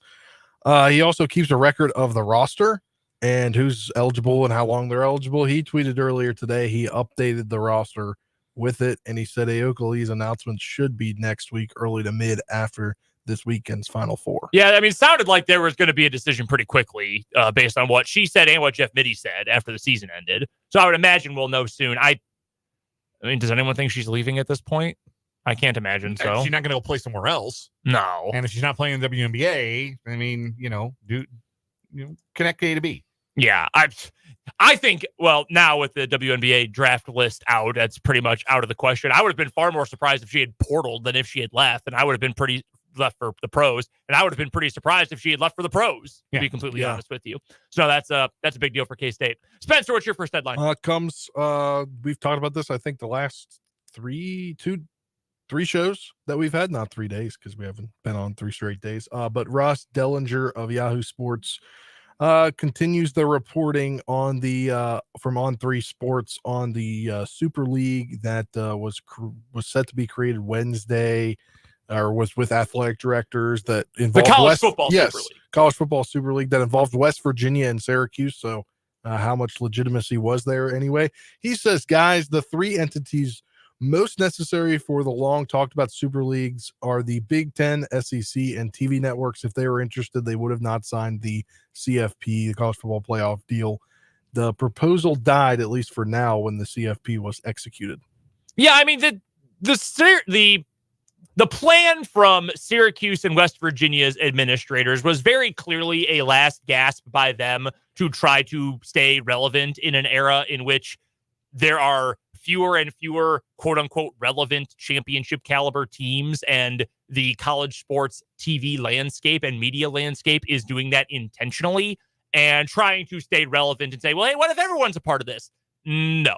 This will exist at some point when the SEC and the Big Ten decide they want it to exist. And to an even greater extent, Disney and the Fox Corporation, News Corp. When they decide that this is going to be a thing, it will end up being a thing. Gordon Gee and whatever the name of the guy from Syracuse is, they are not going to be the ones who are going to figure this out. And I'm not really surprised by that at all. It will come at some point, though. I'm certain of that. We'll get NFL Junior at some point, and it will be treated like the NFL with just worse play than the NFL. I'm still gonna watch it. Like I'm still gonna drink that garbage, but just the product gets more lucrative for the people who line their pockets, and it gets worse for us as fans and consumers. Yeah, it's fine. I'm ready for it to happen. Just let me go back to the rest of college football being the way that the rest of college football used to be prior to that. Next up for me, a big signing from the NFL today, a new contract extension, in fact. Derrick Brown of the Carolina Panthers. He got a 4-year, $96 million deal to stay in Carolina, $63 million guaranteed. Derrick Brown was he a first-round pick when he came out? I can't remember. I know he was a mock draft top 10 guy at the time. I remember because I was doing a whole lot of draft stuff at the time. Yeah, he went 7th overall to Carolina back in 2020. I do not remember that at all. He was picked one choice after Justin Herbert, one before Isaiah Simmons, though, which I guess that works out for Carolina. That was a really good draft. Well, good quarterback draft. Anyway, there's some good players later in that draft as well, though. So he is the new highest paid, not the highest paid, but one of the newer highly paid defensive tackles in the NFL. Dan, you were tweeting earlier today, though, what I think could be fairly described as not huge praise of this deal for Carolina. I guess this is what I don't understand. I get that this is what the market is bearing out for all kinds of defensive tackles now. Mm-hmm. Like, there are a lot of defensive tackles getting $20 million a year plus. Leonard Williams, Jerome Tang, Montez Sweat's going to get that kind of money. 3 different defensive tackles have gotten over $20 million a year just this offseason. Chris Jones, Christian Wilkins, Justin Madubuike. Derrick Brown is going to now make more money than every defensive tackle in the NFL except those 3 guys. Mm-hmm. Chris Jones had 10.5 sacks last year. Christian Wilkins had 9. Justin Madubuike had 13. Derrick Brown has 8 in his 4-year NFL career. So my question is, are non-pass rushing defensive tackles really worth $24 million a year? Or is this another case of a Panthers team who bid against themselves to give Robert Hunt $100 million, bidding against themselves? I would not pay that much money to a non-pass rusher. That's what I'm saying. Like, yeah. It's not that I don't think he's a good player. For what he is, for a 2-down defensive tackle, pretty good player. Mm-hmm. Maybe even an excellent player. Made his first Pro Bowl this last season. But you're paying him almost what Madubuike and Wilkins and Jones are getting paid, and those are 3-down defensive tackles, because those are defensive tackles who can get to the quarterback. And if Derrick Brown is a pass rushing specialist, we haven't seen it yet. No, I don't think we are going to see. Even when he was drafted, it was not expected that he was going to be a superstar pass rusher. I mean, he was always going to be more of a run stuffer, double team eater guy in the middle who could occasionally get after the quarterback. This is not something like, this is who he was supposed to be. And he's really good at that, right? I just saw some Carolina fan on Twitter making fun of other people saying this deal wasn't worth it, talking about how he had 103 tackles last year. Most ever by a defensive tackle, by the way, or a defensive lineman, 103 tackles in a single year. If your assessment of defense is just tackle numbers, I hate to tell you this, you probably don't know a whole lot about defense, if I had to guess. Because while important, that doesn't tell you anything. Where did you make those tackles? At what time of the game did you make those tackles? Were they for gains of 5 yards, or were they all for a loss of a yard? That doesn't really tell you anything except you just happen to be there at the end of the play a bunch, which you could also reasonably make that argument about certain Kansas City Chiefs linebackers over time, but that's neither here nor there. I probably would not have paid this deal. I would have let someone else go pay for this. $24 million is a lot, man. For a space eater? Yeah, it's a ton. Yes. In the modern NFL, for a space eating defensive tackle. It does. It feels like in a year before he hits free agency, you're just, it's good to take care of your guys. And I'm not going to hate on Derrick Brown for getting a bag. No. This isn't a Derrick Brown comment. This is a Carolina Panthers comment. Yes, this is. I have questions about the competence of the Carolina Panthers front office. And I have those questions coming into learning about this signing. So it raises questions. Like if another team did this, who was not the Carolina Panthers, who did not earlier this offseason give $100 million to Robert Hunt, I might say, interesting. I guess that's what the market will bear. But some front offices have that equity with me, and the Panthers do not. No, and they shouldn't. What have they done to indicate that they should get that? Right. Absolutely nothing. Not even one remote thing. Headline for you? Yes. Next headline for me. Associated Press announced their men's basketball awards today. Their big ones. Zach Edey for the second straight year, your National Player of the Year. Kelvin Sampson, Houston head coach, named the Coach of the Year. Beating out Danny Hurley. Yes. And Coach of the Year awards are interesting because in some sports, baseball in particular, it basically goes to who outperformed expectations. NFL most. Too. Yeah, and I guess the NFL. Yeah, because Andy Reid's never won Coach of the Year as the Chiefs head coach. Which is pretty funny. Isn't that amazing? Yeah. He's never been the Coach of the Year while he's been the coach of the Chiefs. How many NFL Coach of the Year awards does Bill Belichick have? 1. I'm going to guess 1. 3. They have 3? Yeah. 2003, 2007, 2010. Won the Super Bowl in one of those years. Yeah. Now, granted, one of them won 18-1. Yeah. But still. I understand. Like, and sometimes, the voting gets done before the end of the year on right. those sometimes. But last year, obviously, Jerome Tang won at least one of the National Coach of the Year honors, and that was in large part because Kansas State had so outperformed preseason expectations and done so in such a visible way in a high-profile league and putting together the tournament run that they put together. I've done a 180 on Kelvin Sampson over the years. When I was younger, he was the Indiana coach while I was living in the state of Indiana. I was going to college in the state of Indiana when he was the Indiana head coach. That didn't end well, if you recall. There was a scandal involving cell phones that ended Kelvin Sampson's tenure in Bloomington. But even before that, he was largely seen as an underperforming coach in Indiana. They had a team that I believe was a number 1 seed. I don't think they got out of the first weekend, or they had gotten to number 1 at one point during the season, and the season went south and they failed to get out of the first weekend. So that negative perception of Kelvin Sampson that I was kind of surrounded with stuck with me for a while, even though, like, you look at his coaching career before he got to Indiana, and he was winning at places that don't typically enjoy the kind of winning that he brought there, like Oklahoma, like Washington State. When he got to Houston, and obviously that's been a successful program since he's been there, at first I wasn't the biggest fan of their playing style. I like watching dudes get buckets, and if you like watching dudes get buckets, Houston not typically the program for you. They're not a high scoring run and gun program. Now, that's just personal taste, personal preference, and I haven't been the biggest fan of watching Houston play over. But getting to watch them play this year, I must say I gained a whole new regard, not just for Kelvin Sampson, but the way Houston plays.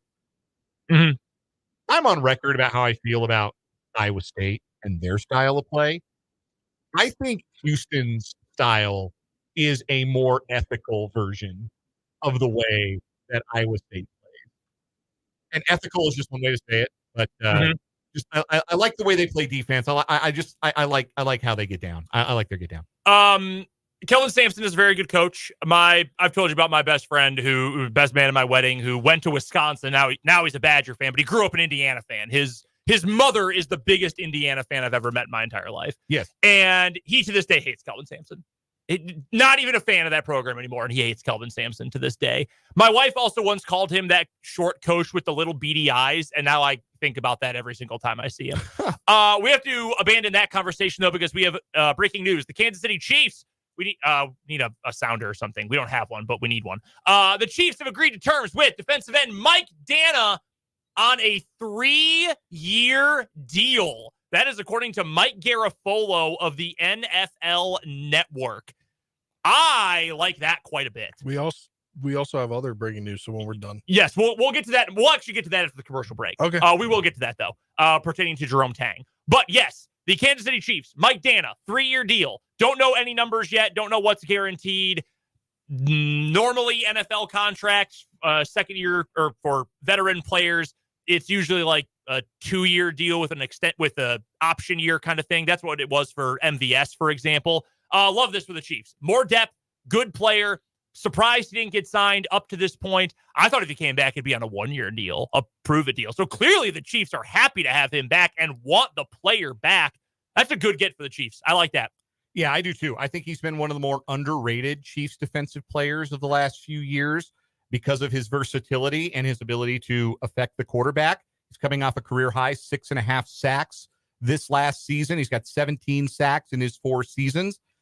I like the player, and I think it's a good fit schematically. I think that it fits Steve Spagnuolo's philosophy of you can never have too many versatile pass rushers. And I think it's a great thing for the Chiefs defense to really kind of run it back with the same defensive line. And knowing that you might not have Charles Omenihu for a good chunk of next season due to his injury, if you get him at all, I think it made it more of a necessity to have a presence on your defensive line, a versatile piece you can move around like Michael Dana. So, by the way, he's Michael on Pro Football Reference. We've called him Mike for his whole career, but we have. Mike Garafolo called him Mike too in his tweet. Yeah, we've all been calling him Mike. Maybe he prefers Michael, and we just didn't know it all this time. That could be. We should have. I wish I had known this earlier. We would have asked Matt. What does he like being called? Ask the next time he has a press conference. Well, we got 3 years now. We got 3 more years to figure out what he likes to be called and get his last name right, because we were calling him Dana for many years. Yeah. It's Michael Dana. By any other name, he's going to be a Chief for the next 3 years. I think it's a good piece of business. That is a good piece of business. I like that a whole lot. That's how we'll wrap up our 580 Sports Talk headlines for today. Man, that's a good get for the Chiefs. I like that a whole lot. There are people who don't like Brett Veach who are Chiefs fans. I don't get it. I do not understand that one bit. Wild to me. We will get to the latest on the Jerome Tang situation, our final 4 picks, and we'll talk some Royals baseball coming up as we round out this Feel Good Friday edition of 580 Sports Talk.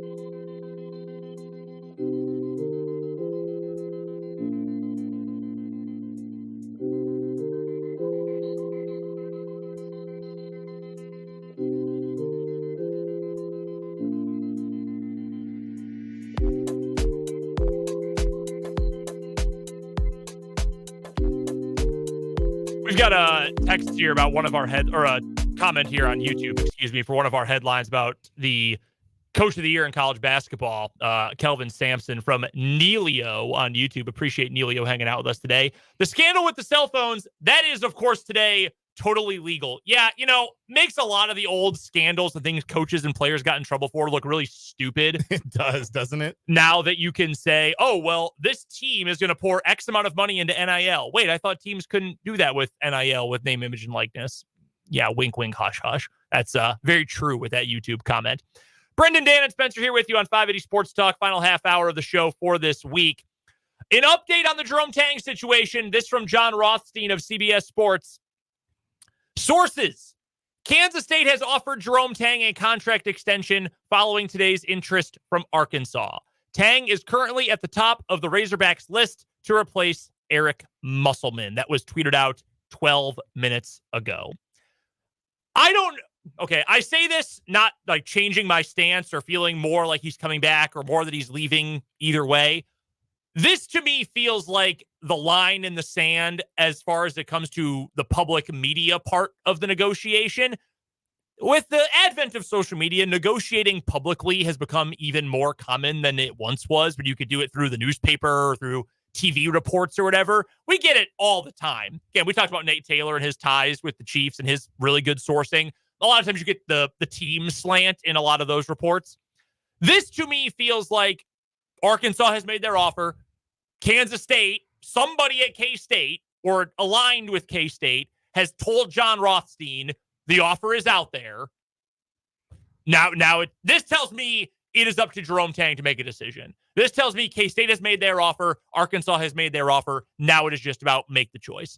I do still think this gets done before we all fall asleep tonight. Which, granted, I am up pretty late, so it might be a few hours still. Yeah, but all fall asleep. Yeah. So that's the I'll latest. probably be asleep by the time it happens. I got to get up at 4 a.m. to take somebody to the airport. Ooh, Yeah. Gross. That somebody's my girlfriend. Gross. What time is her flight? 7:20 she boards. Oof. So Is I think we're going to leave at like 4:45. Are you guys, or is she a very, I need to be at the airport extra early person?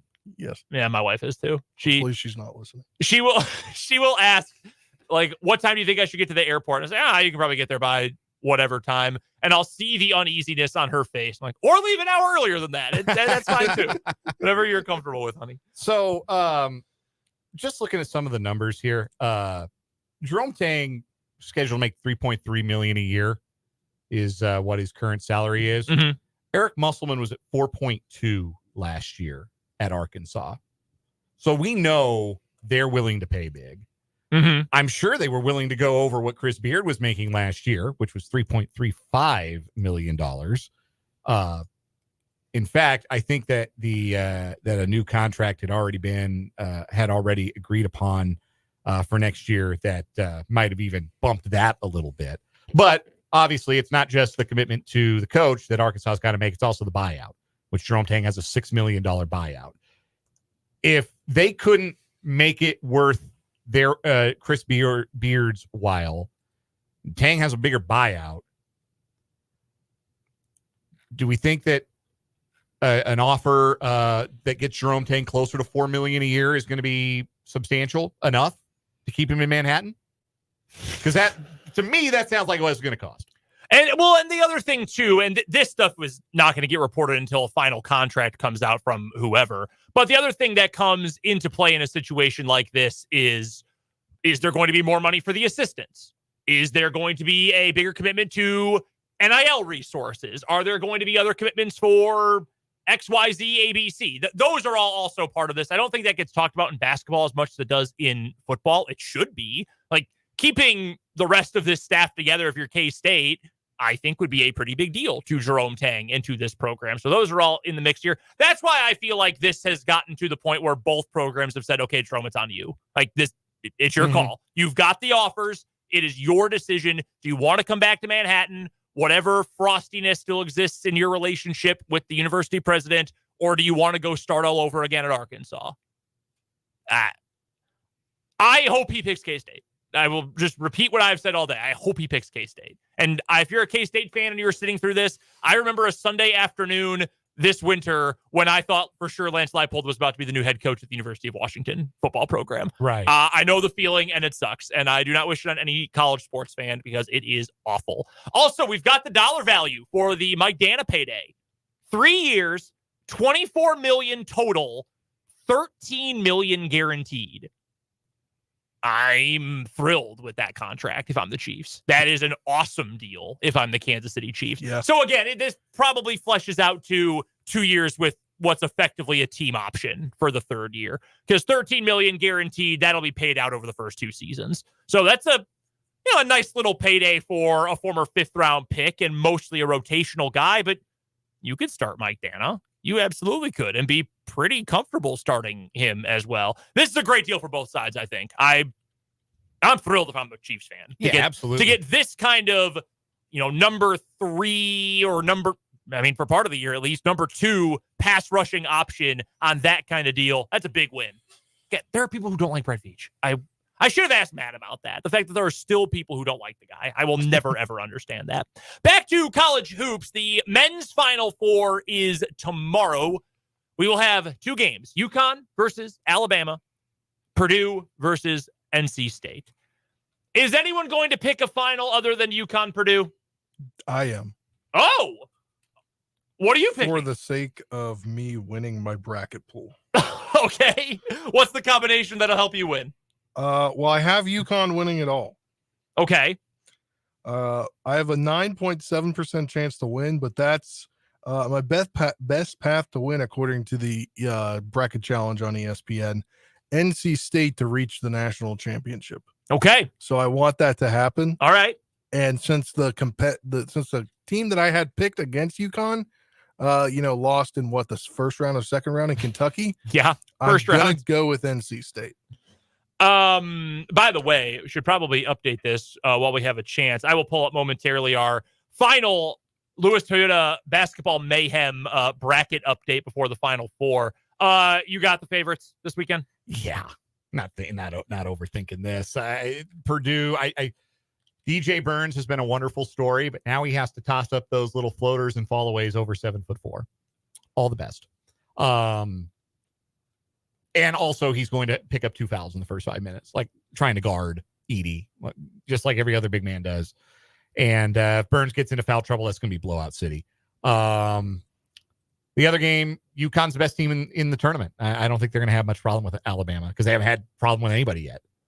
Yeah, no, that's very true. I'm on the favorites, by the way. I think UConn's going to win, and I think UConn's going to house Purdue if that ends up being the final, by the way. I said it the other day. I think Klingon versus Edey is going to be awesome. You heard CJ on the show yesterday say that Donovan Klingon is the best defensive player in college basketball, which I think he's got an argument for that. I'm surprised the National Defense Player of the Year award went to my guy Boo Buie, but I'm not going to complain about it. I like Boo Buie. That's going to be an awesome matchup. A true Clash of the Titans. That's King Kong versus Godzilla stuff right there. But what about everyone else? Braden Smith's good. Is that it? Like, who else is a difference maker for Purdue? That is my question about Braden Smith. Is he good, or is he just throwing it up to the big kid? I think he's good. He can create a little bit with the shot. He can shoot it pretty well. I think he's legitimately good. They're a better shooting team than I've probably given them credit for. Again, a lot of that is the gravity of Edey giving you open looks. So, you're going to single cover Edey. And North Carolina State at least has the brawn to try it. Yeah. With DJ Burns, and then those 3-pointers aren't open, and then what happens? Like that's the recipe. Like you keep Burns on the floor and out of foul trouble. You single cover Edey, and you beat him up a little bit. You get a little bit of leeway with the whistle. And you make him uncomfortable, and you have a hand in the face of shooters. And Purdue has an off shooting night. Like that's the recipe for North Carolina State. I just don't see them being able to carry that out. An update to Lewis Toyota Bracket Mayhem. We have an unbelievable fight to the finish for this one. By the way, let's update everybody on where we stand. Spencer, you were tied in 8th. Yep. That's pretty good. 140 entries, tied in 8th. That's very good. Dan, 17th. Yeah, that's all right. But still. But we remember, you're not the last Alpha employee. Not last from The Alpha Media Topeka family of stations. Our pal Jim Daniels from the Big 94.5 Country tied in 48th. Thank you, Jim, for saving me there. All right, so Eric is currently in first place, Annette in second, Zachary in third. This is great. First place, Eric. He has Purdue beating I believe this is Eric Annette, I'm sorry, has Purdue beating UConn. Eric has UConn beating Purdue in the final. So our Bracket Mayhem challenge is going to come down to the final two competitors. Additionally, a great showing by Zachary. He also has Purdue beating UConn, so he will not be able to jump ahead. How about this? Eric, on his way to being first place in the pool, he got 3 of 4 in the final 4 correct. He got UConn, Purdue, and NC State. How about that? He had North Carolina, like a lot of people, I think. Mm-hmm. Yeah. I should actually correct this. Annette also had 3 of the 4. She had UConn, Purdue, and Alabama. So pretty good brackets by the majority of the group in this year's Lewis Toyota Bracket Mayhem, not including myself. My bracket really stunk. The Women's National Championship will be decided this weekend. Final 4 tonight. National Championship Sunday afternoon. Who you got? Yeah, I had South Carolina over Iowa when the tournament began. I'm going to stick with that. I'd love to see Caitlin Clark and her teammates pull it out, but at the end, I just think that South Carolina is undefeated for a reason, and maybe played with their food a little bit in the Sweet 16 and the Elite 8. I think they'll be at their best, and certainly Iowa doesn't have an answer for Camila Cardoso in the post. So I think South Carolina has an easy time of it with NC State tonight. I think Iowa beats UConn in a thriller in the very late game. It's going to be 8:30 Central Time tip-off, probably later than that. Mm-hmm. It's going to be a long night if you want to watch that one. But it's worth watching. So, put on a pot of coffee if you've got to. Get yourself a Red Bull, something. Yep. Watch Paige Beckers versus Caitlin Clark. Should be a lot of fun. And I think Iowa wins that. They got more depth, like UConn's on fumes, I think. And then it will be South Carolina and Iowa. And I think South Carolina just too much in the post. I think Iowa wins it all. Caitlin Clark, storybook, nailing threes from the hash, doing it all.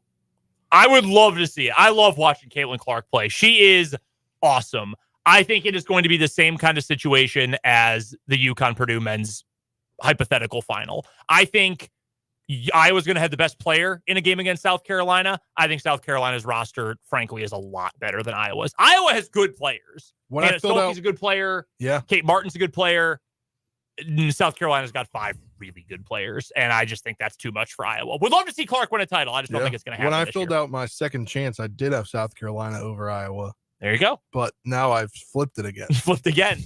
To my original. Man, we've got some thoughts from the YouTube comments and the text line about Jerome Tang. We'll get to that, plus a final Royals preview as we round out this edition of 580 Sports Talk.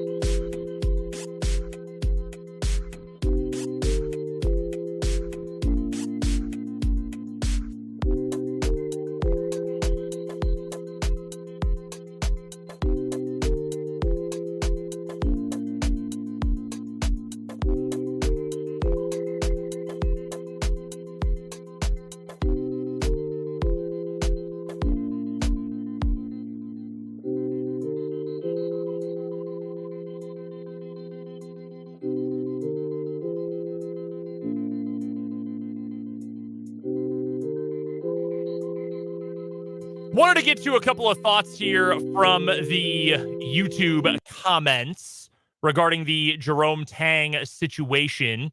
From Jason says, hope Tang stays in Manhattan. We love him. I think a lot of K-State fans certainly feel that way. Neilio agrees, says, I'm a K-Stater. I feel the same way.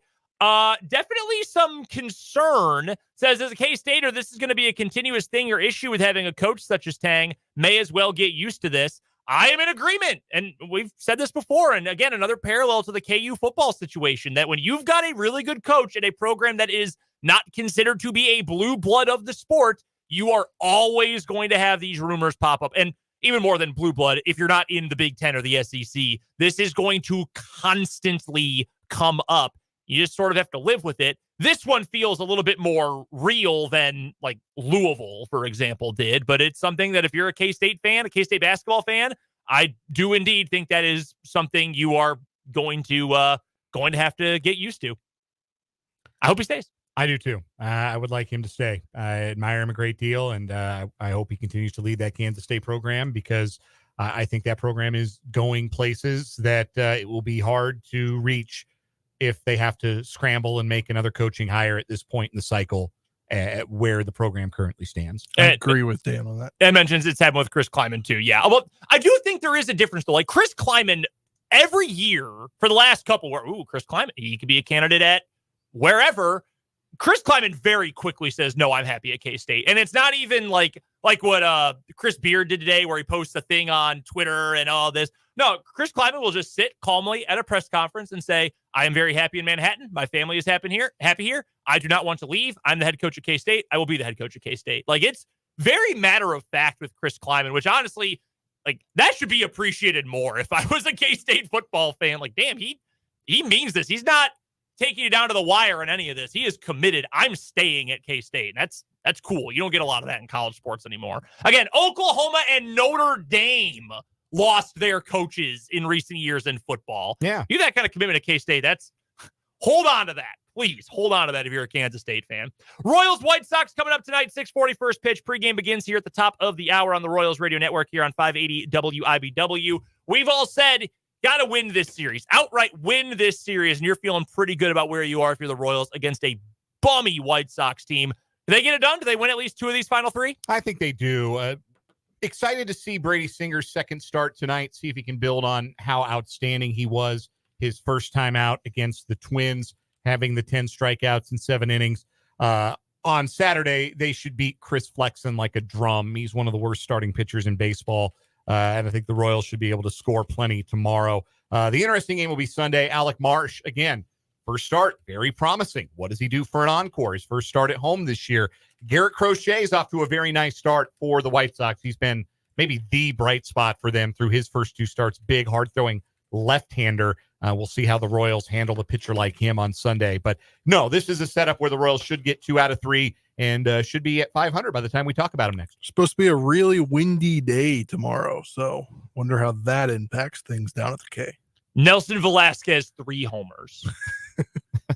Hey, if the wind's blowing out, sure, why not? Yeah. Michael Garcia, another home run. Can you imagine if he had 4 in 2 weeks after hitting 4 all of last season? Now that would be fun for the Royals.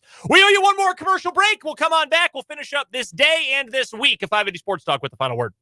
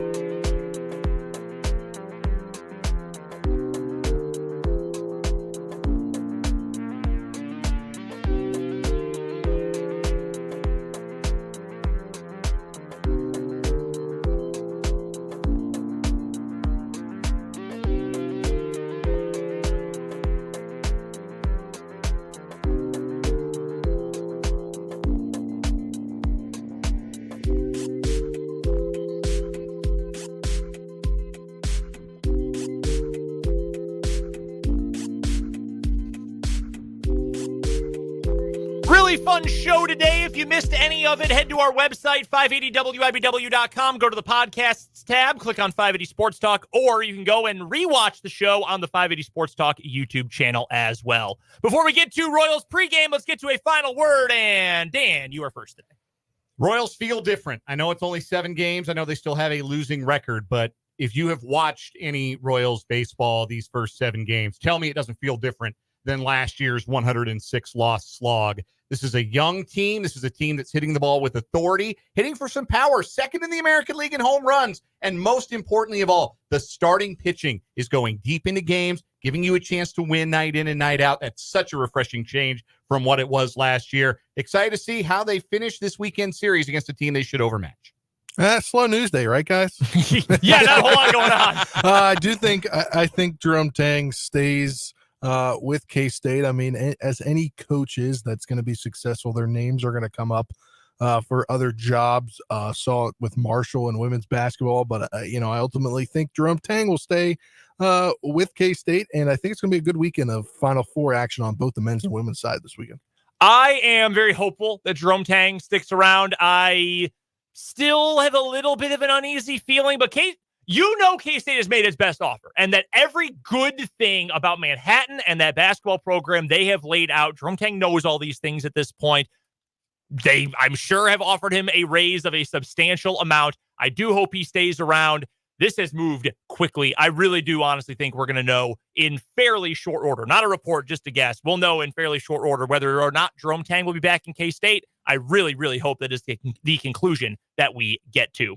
That does it for 580 Sports Talk. The Royals are up next. We'll join you coming up on Monday as we get ready for the national championship game. But until then, for Spencer Dupuis, for Dan Lucero, I'm Brendan Dworzinski. Thanks for hanging out with us on this Friday edition of 580 Sports Talk.